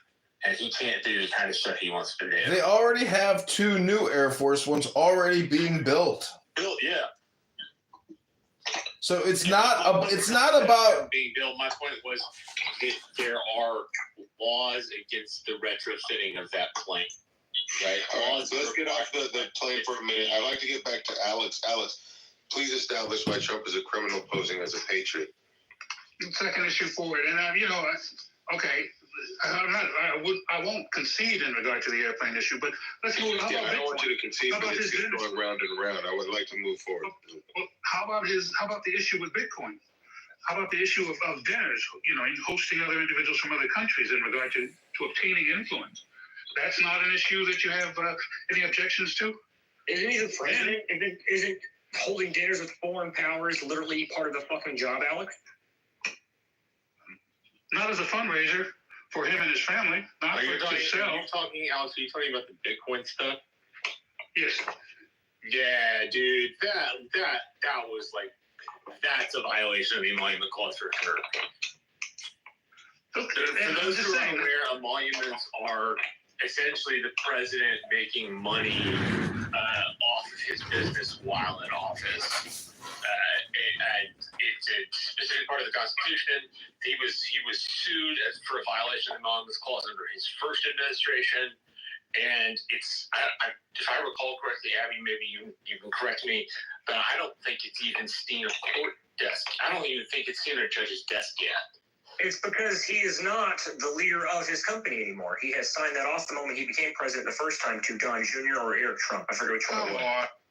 Yeah, so, James, I think I get where you're going, but you also have to take into account that one of these dudes, one of these tax cheats, the mother went to the crypto thing. Is the argument that Trump's company is not supposed to make money now and that it's supposed to fail because he's the president? Is that the argument? I mean, it's supposed to make money. It is a company. The argument is that the executive himself should not be using the platform of the president to make money privately. Well, you say that, but he's not having these meetings in the White House. These meetings are in Mar-a-Lago, and they're led by the company leadership, not by Donald Trump. The emoluments clause to make money like that. It's against the law. Right, did you hear these are not held in the official White House. Did you hear what James said? I'd like for you to contend specifically with what James just put forth. Go ahead, James. Yeah, these are held at the private residence, Mar-a-Lago, or other places such as Trump Tower. These are not held at the White House or inside of official government offices. Marshall, and they're held with the leadership of the company. Literally at the White House. I'm sorry, James. There was some. And they're not held or hosted by Donald Trump. Please they're held by allow James to complete his statement without being interrupted, and then Marshall will enjoy the same response without being interrupted. James? When it comes to the meetings of the companies, these are held with the leadership of the company. Donald Trump is rarely involved in it. Sometimes he's not even part of the meetings themselves. So if the company makes money, that's not necessarily Donald Trump who had an influence in doing so. He's not even part of the meetings. They're not at official government residence. They are at private residence at official company business locations such as Trump Tower. And that is where official business for the Trump company has happened for long before the president ever existed. Thank you. Marshall, how do you respond without being interrupted? So for the stuff that he hands off in a blind trust, fine, you're following the law. Arranging stuff at the White House where you tell people you're not going to use the presidential podium and then you make comments on meme coins for yourself using the presidential podium, that is using the office of the presidency to raise money for personal causes. That's illegal. It's a violation of the Emolument Clause, and it certainly is acting corrupt. There was a gentleman whose mother donated $1 million. He was a tax cheat. And what do you know? Donates $1 million, and the son comes out, gets pardoned. Now, maybe the president did not do this in exchange for that $1 million, but it certainly looks like he accepted $1 million for his business, for his meme coin, and in return had a private meeting with the mother and ended up pardoning the son. That is something that is definitely illegal, something that should not be done. I'd like to hear James's response. James, you have the final word on this issue, and then we're moving on to the next topic. James, how do you respond to what Marshall just said, and then we're moving on? So when he's talking about the podium stuff that Donald Trump said, Donald Trump did not just come out onto the podium and start talking about meme coins. He was asked by the press in the press pool, specifically a question on the meme coin, in which he responded. That is not using the office of president to do so. That is responding to the press's question. So I would say that that is not legally what you call it. All right, so this is interesting. We'll just see what happens when it gets challenged. Alex, you said that Donald Trump is a criminal posing as a patriot. Okay, why do you have such harsh conclusions about our commander-in-chief? The next issue, which pertains the Supreme Court, the recognition we have three branches of government, correct? And since we do, all three branches are, equal but separate in regard to what their powers. The Supreme Court interprets law. And as the Supreme Court interprets law, they said, bring this individual back from this detention that you illegally imposed. How is that not a violation? And the question that you have there too is that if Trump is not willing to listen to the Supreme Court and the Congress is unwilling to act, what happens as far as the individual and his powers? Okay, so just out there, I want to engage with you on this one because I have a little awareness of what happened here. So you're talking about the Kilmar Abrego Garcia case, where it was decided, or it was admitted to by the Trump administration, that there was a formality, there was an error, an administrative error that they overlooked. They didn't go to court on a specific issue. Therefore, his deportation needed to be rescinded, or they needed to bring it back. But the lower court, okay, if you read the 4-page decision by the Supreme Court, which was a 9-0 decision, they said, they used these two words. You read the 4-page decision: effectuate and facilitate.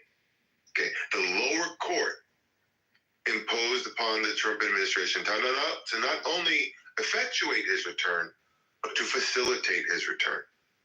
And they did not outline what those meant. They didn't enumerate what actions needed to be taken to fulfill whatever they considered to be effectuate and or enumerate. Effectuate and facilitate. So the Supreme Court, if you read the decision, they said that the lower court was operating outside of its authority to impose upon the Trump administration to effectuate his return. And they said the lower court needs to define what that meant. But what they did say is that the Trump administration needed to facilitate his return. Okay? And the term facilitate is ambiguous. Okay? It's up for interpretation. And the Trump administration believes, according to Pam Bondi, the Attorney General of the United States, she says that if Kilmar Abrego Garcia's return is initiated by the El Salvadorian government, that they will facilitate his return by providing an airplane. So this is the rub, is that we're facilitating his return, but if El Salvador doesn't initiate his return, there's nothing we can do. That's the position. And we're not defying the Supreme Court the Supreme Court ruling, but because it's been propagated out there that, the Supreme Court said that he must return him. No, the Supreme Court must facilitate. And facilitate has a specific meaning, not what you think it means, but there's a specific meaning what facilitate means. There's a specific meaning to what effectuate means. So I want to push back very harshly very with force on your position that the Trump administration is openly defying the Supreme Court ruling. No, there's nuance, there's detail that seems to be lost on you. How do you respond, Alex? Well, let me ask you, in your own sense of logic and justice, do you believe he should be brought back? Do I believe if he should be brought back? I think that they should follow the law. I think that this man, based on all of the court documents, is a man who's involved himself in various issues that do not bode well. You know, he's involved in criminal activity time and time again, and he's not here illegally. So when you have this man out of the country, yes, maybe there was an administrative error. I don't think that he was refused due process. I think that they should follow the law. The Supreme Court, including Thomas and Alito, the most far-right-leaning justices, all said that because of the administrative error, we should facilitate his return.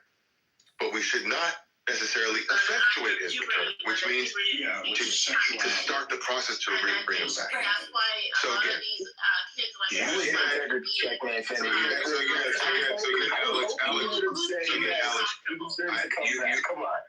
So again, Alex, you reduced the issue with, oh, he's defying it. No, he's not. The Trump administration is not defying it. There's nuance, there's detail that you seem to not want to contend with. And instead of contending with it, your response is, do you think he should be brought back? Which is a red herring. My opinion is unimportant. What's important is that you're portraying a lie. There is no defying of the ruling. They're completely in line with it.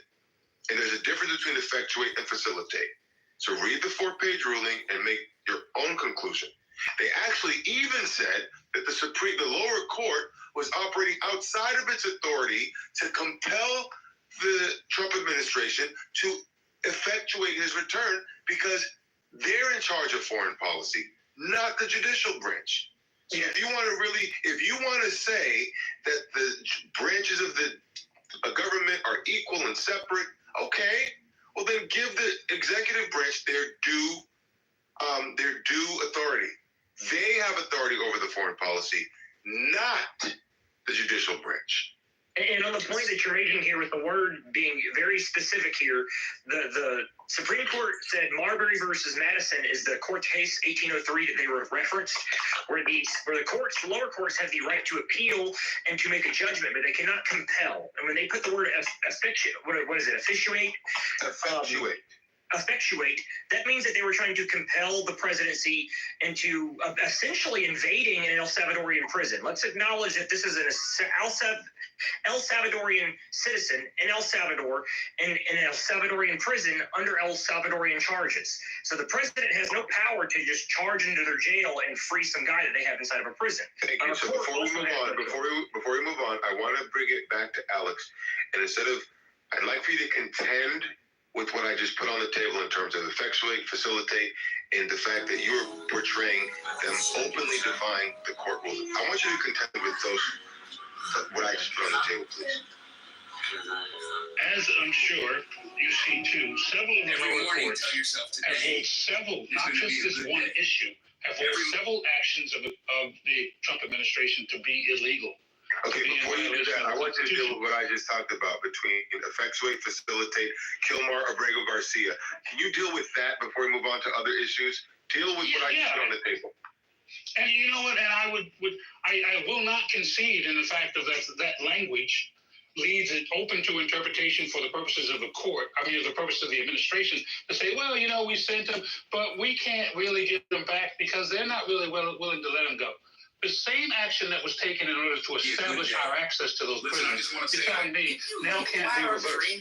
You're telling me that an American, whoever they are, let's not say it's this individual whose past is really not clarified in regard to exactly what his affiliations or but any American whatsoever who is taken by force without given the opportunity for habeas corpus. Now, I would bring forth the habeas corpus is in the Constitution of the United States. Habeas corpus is the right of individuals to appear before a court to find just reason, just cause for an incarceration or or in this case, for deportation, or for all other purposes, it means bring the body forward. Now you're telling me, because the language which says in slight interpretation for it, and it could be moved either way for it, all right, they really may not apply in this particular instance for it. The United States Supreme Court, I'm sure, did not say, well, you know what, why don't you interpret it how you want, and then for it. The courts interpret the law, not the administration. What I'm saying is that the Supreme Court said, facilitate, yes, effectuate, no, and the lower court was wrong in trying to compel, as Mr. Snyder said, to compel the other branch, which is equal and separate, as you mentioned, to effectuate his return. And when Donald Trump was posed this question in an ABC interview, right in front of the president's desk, he said, I'm not inclined to pick up the phone and try to do all of this extra work to bring him back because he's involved in MS-13, he's done the things to his ex-wife, or his wife. He said, this is not a stand-up guy that I'm going to go to bat for, okay? Which is well within his right. He's got the tattoos on his knuckles, he's got this, he's got that. What I'm saying is, why should we go above and beyond to bring this man back just because there is an administrative error? No one's claiming that didn't happen. But what we're saying is, why should we go above and beyond for someone who has shown himself to be involved in criminal activity over the course of years? And not only that, this man was found human smuggling. They found him between Tennessee and Virginia, smuggling people. His car was full of people. Without any bags, no book bags, no suitcases. The police, the cam video came out. With Abrego Garcia is bad news. So yes, there was this technicality of the administrative error that didn't go back to court on this particular issue. But why would we go above and beyond for someone who is involved in criminal activity to this degree? And this is where the left loses. This is where the left loses so many Americans, because you're standing so hard on this principle, but to the point where you lose sight of what's right, common sense.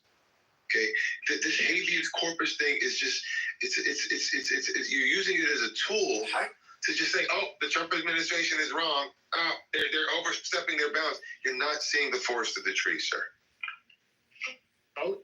They say in rebuttal for it, you're making all of these assertions in regard to an individual who was never, we don't have clear convictions in regard to it, but yet the president you have has 34 felony convictions.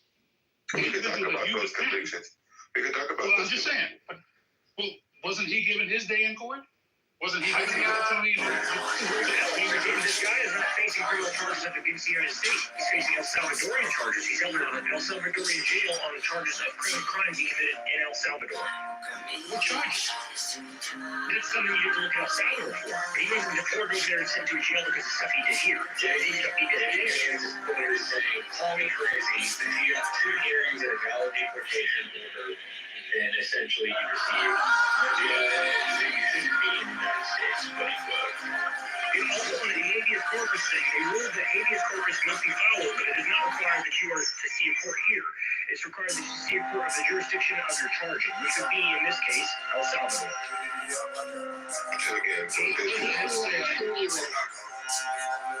Yeah, the jurisdiction is still the United States, but you're getting sent to El Salvador. First, I would say that I'm aware that he has charges in El Salvador, so I mean, you have to look into that. But at the same time, it is still, in the overall, when you talk about Trump and the idea for it, the presidency of the United States should be an example in regard to following the rule of law. It should be. Alex, you said he was a convicted felon. Can you tell me the underlying crime of the felony? What was the underlying crime? The sex crime. No, the underlying crime. He wasn't convicted of a sex crime. So you're absolutely incorrect. And by the way, ABC News paid out $15 million for saying exactly what you just said. He wasn't convicted of a sex crime. Make it clear. So agree with me. He was not convicted of a sex crime. Was the underlying offense a sex crime? No.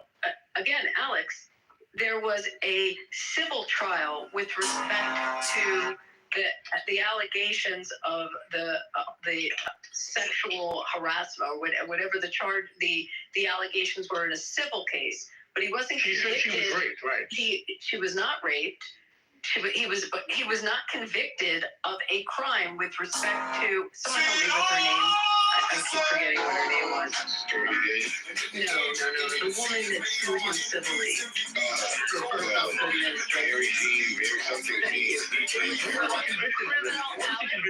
Alex, there was no criminal conviction. That was a civil case. I repeat, a civil case. Okay? So for you saying there was a criminal conviction of a sexual act, whether it was an offense of touching or it was a rape, there is no criminal conviction. So I think we need to check that. On the felonies that he did get convicted, could you tell me what the underlying crime was of those felonies? What was his underlying crime that he was actually convicted of? I was under the impression it was for some action against this woman. Well, you need to go back and... Okay, so please educate me. So let's talk about it. So he was convicted civilly. He was found liable for sexual assault with the E. Jean Carroll case, because remember, the preponderance of evidence is much lower. All you need to do is more likely than not, and that's the civil case. And again, that's no proof of criminal misdoing. When it comes to the criminal, I believe he was convicted of this situation in New York with regard to business documents, him reporting a political expense as a business expense, something along those lines. That's the Stormy Daniels case, I want to say. That is where the criminal conviction came in. No, I'm sorry, that's not true. The criminal conviction came in with Letitia James' case. I'm getting it all confused now. Okay, I got a few minutes before falsifying records, but I'm asking Alex, who says that he's been convicted as a felon 34 times. Please tell me what the underlying crime was on his actual conviction. What's the underlying crime?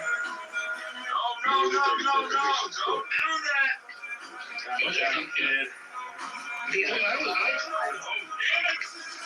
34 criminal charges for falsifying business records, right? Related to payments made to Stormy Daniels before 2016 presidential election. Was that the one? That's what we're talking about. That's the Alvin Bragg case, yes. What's the underlying crime? So the underlying crime was in regard to him lying, right? No. What's the underlying falsifying business records? Is that a felony? Falsification of business records? Is that a felony? In New York? No. Evidently it is. Well, an indictment. Evidently.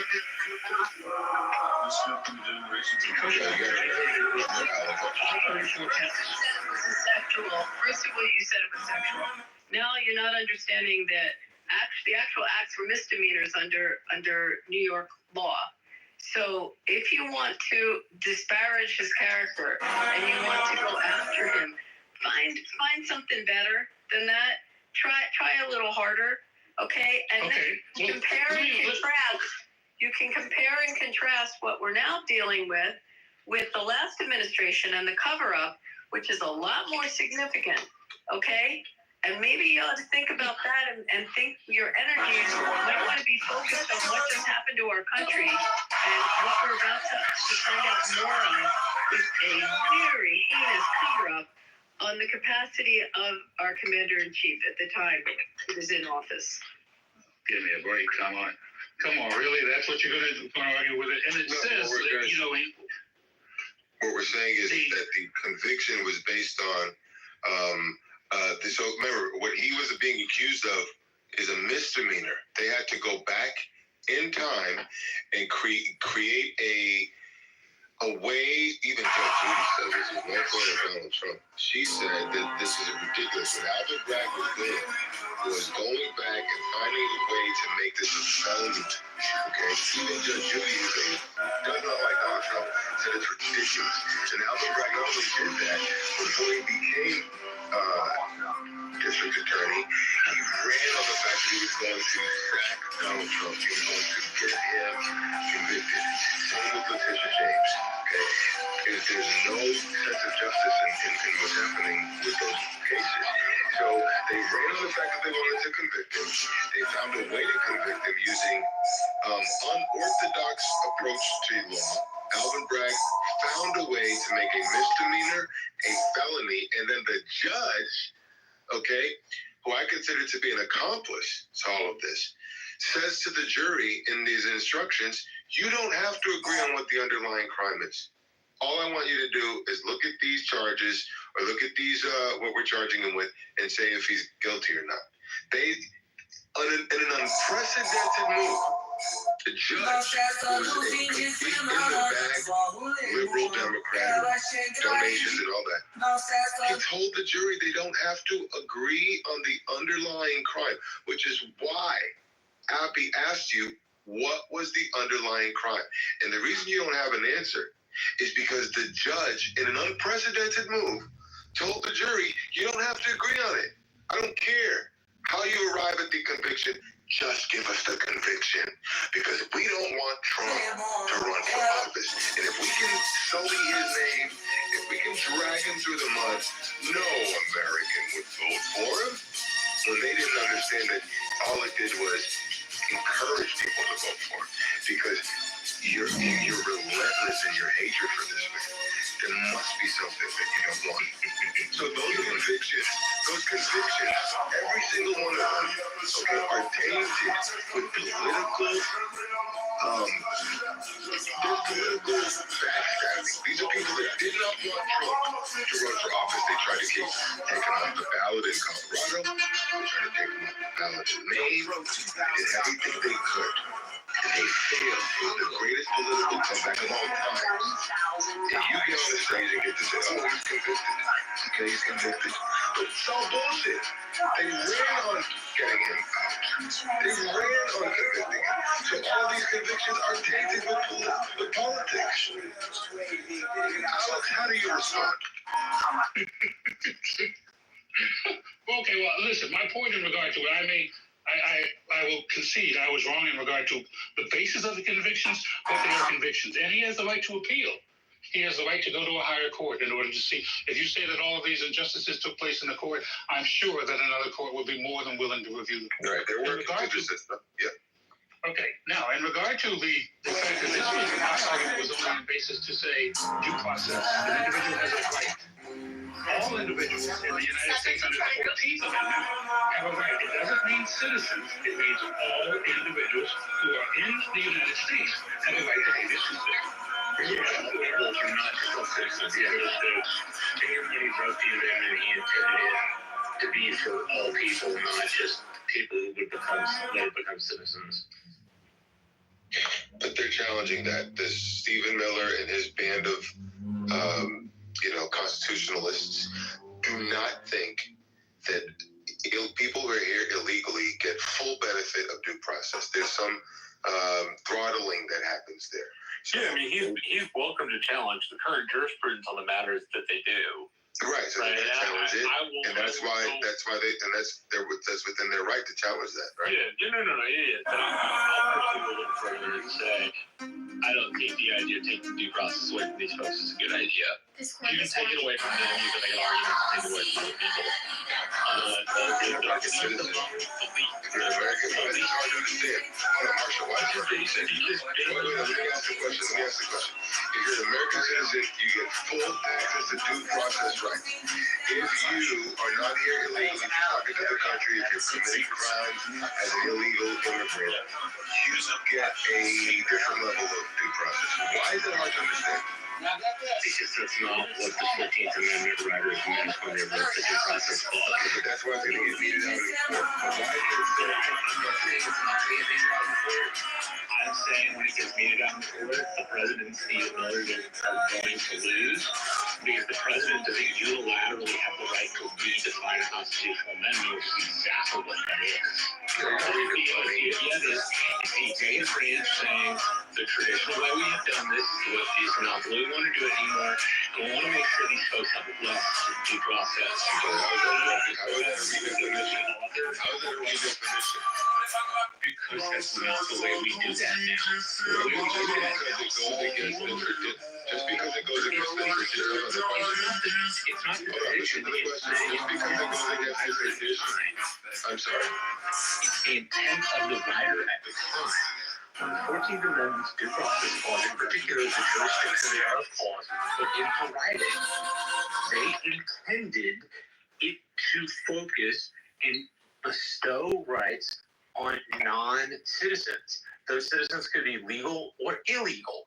Bingham understood at the time he was writing the argument along with the secondary writer, whose name I'm forgetting. It's the National Constitution Center. You can go look it up.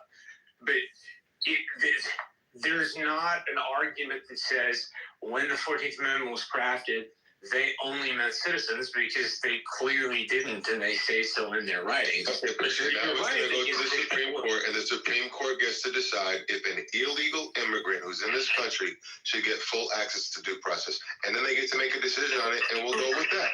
But there's That's okay also, by me. I'm happy with that getting flushed through the system. there's also different determinative factors as to what process is available. And if you look at the other case that's ripe right now, Khalil, you know, our Secretary of State, there is federal law. I put this in the chat like 3 times. The federal statute that gives the Secretary of State just the level of reasonable grounds. That's the scrutiny. Reasonable grounds. Give him a fair bit of leeway, right?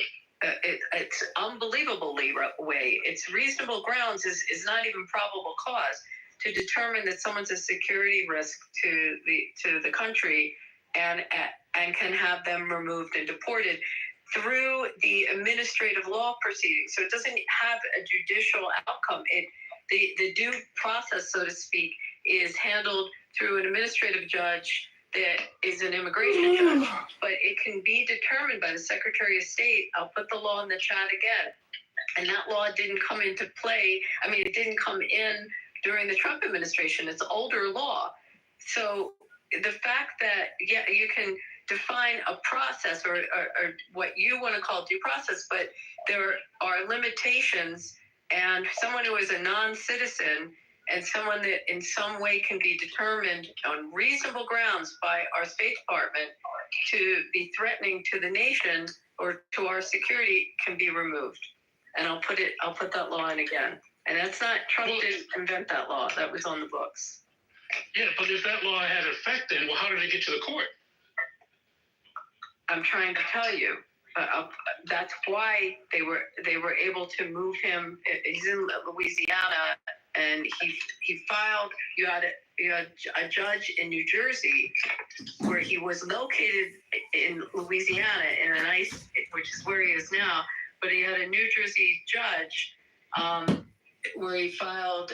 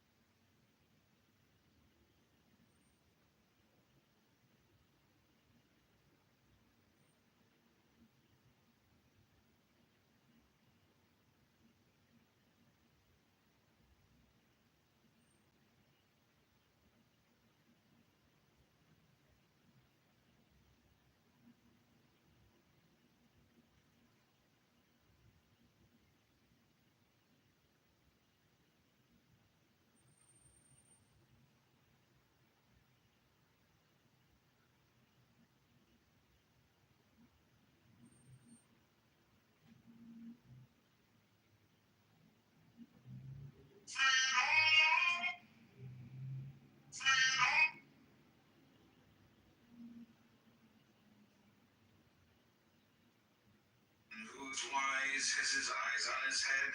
Now where are the person?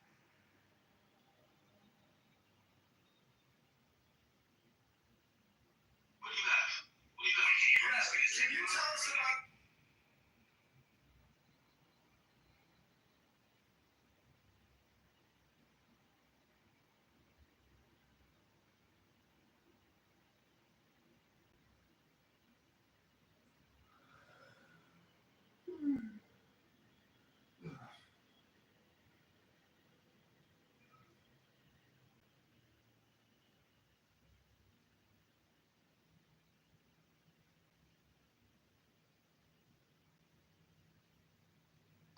Well, I love volleyball. That's nice.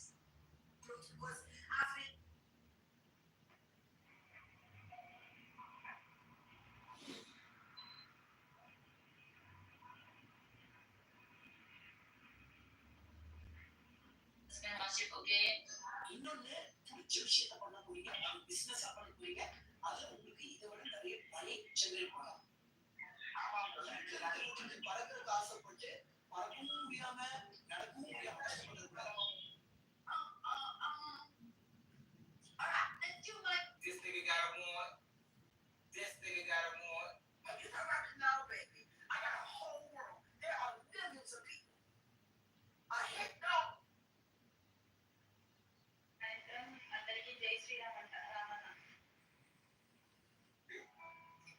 Lust was actually my biggest search hit before finding Greg.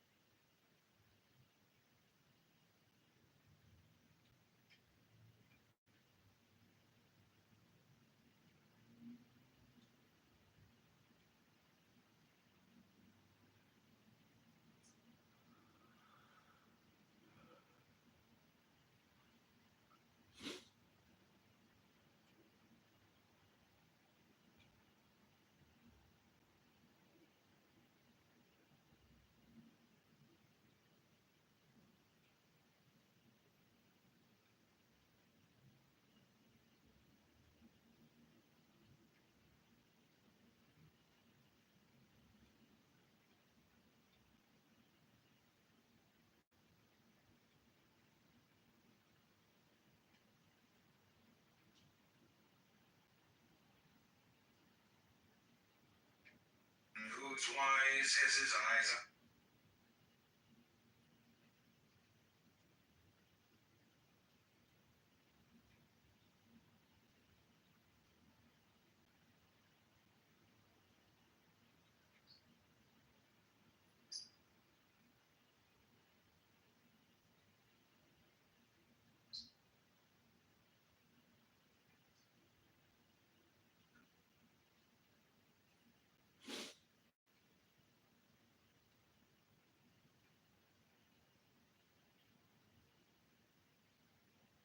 Come on, everybody, just bring the people in. Give me a few minutes to start to move up.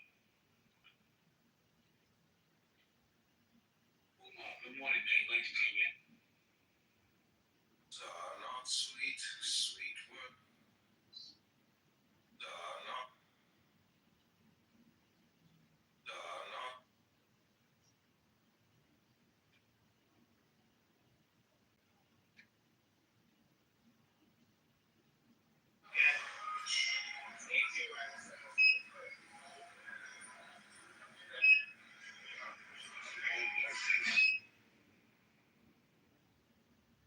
Just bring the people in. Can get them started in a few minutes.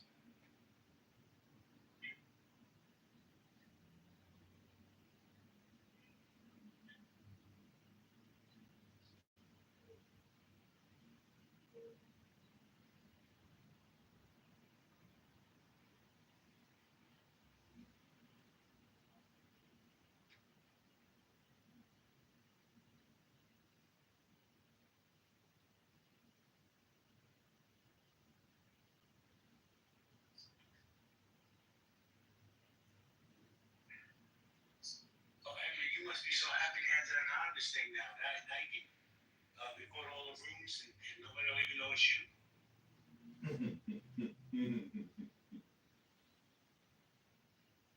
Good morning, Cindy. Good morning, Sam. Good morning, Rob. Hold on, Amy said I was hoping Mr. Umar will come up sometime. So him and I can have a little dialogue before the room starts. But if he's busy, I understand.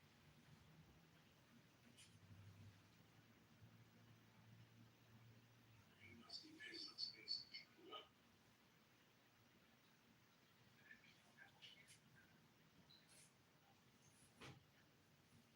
Yeah, I got it.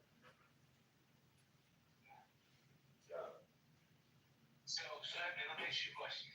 And this is more than just a black and white conversation. I put up shared slides on this. I'm getting a lot of heat right now. White men should speak on black issues. That's one. I have some friends on this app that because they don't agree with whatever the popular narrative is, they're not black. Just the guy was told, I'm not Jewish because I said something that they felt was anti-Israel. And I think that's kind of funny. You know, I think that I have a right to speak on whatever subject I want to speak on. And if I think Israel's wrong, I'm going to say it. Let me tell you something. Every time with Jews on this app are crazy. Fuck that they forget everything I've done for that community. So let me say good morning to Rob. What's up, Rob? Hey, what's up, guys? How y'all doing? Fantastic, Rob. Get that pizza in, bro. Be a teammate, not a cheerleader. Go on, Rabbi. I mean, when you say that, or when you say that other people say that, a white man shouldn't be commenting on a black man. A black man should be commenting on the first time. A black man shouldn't be commenting on white people. That's how you identify a democracy.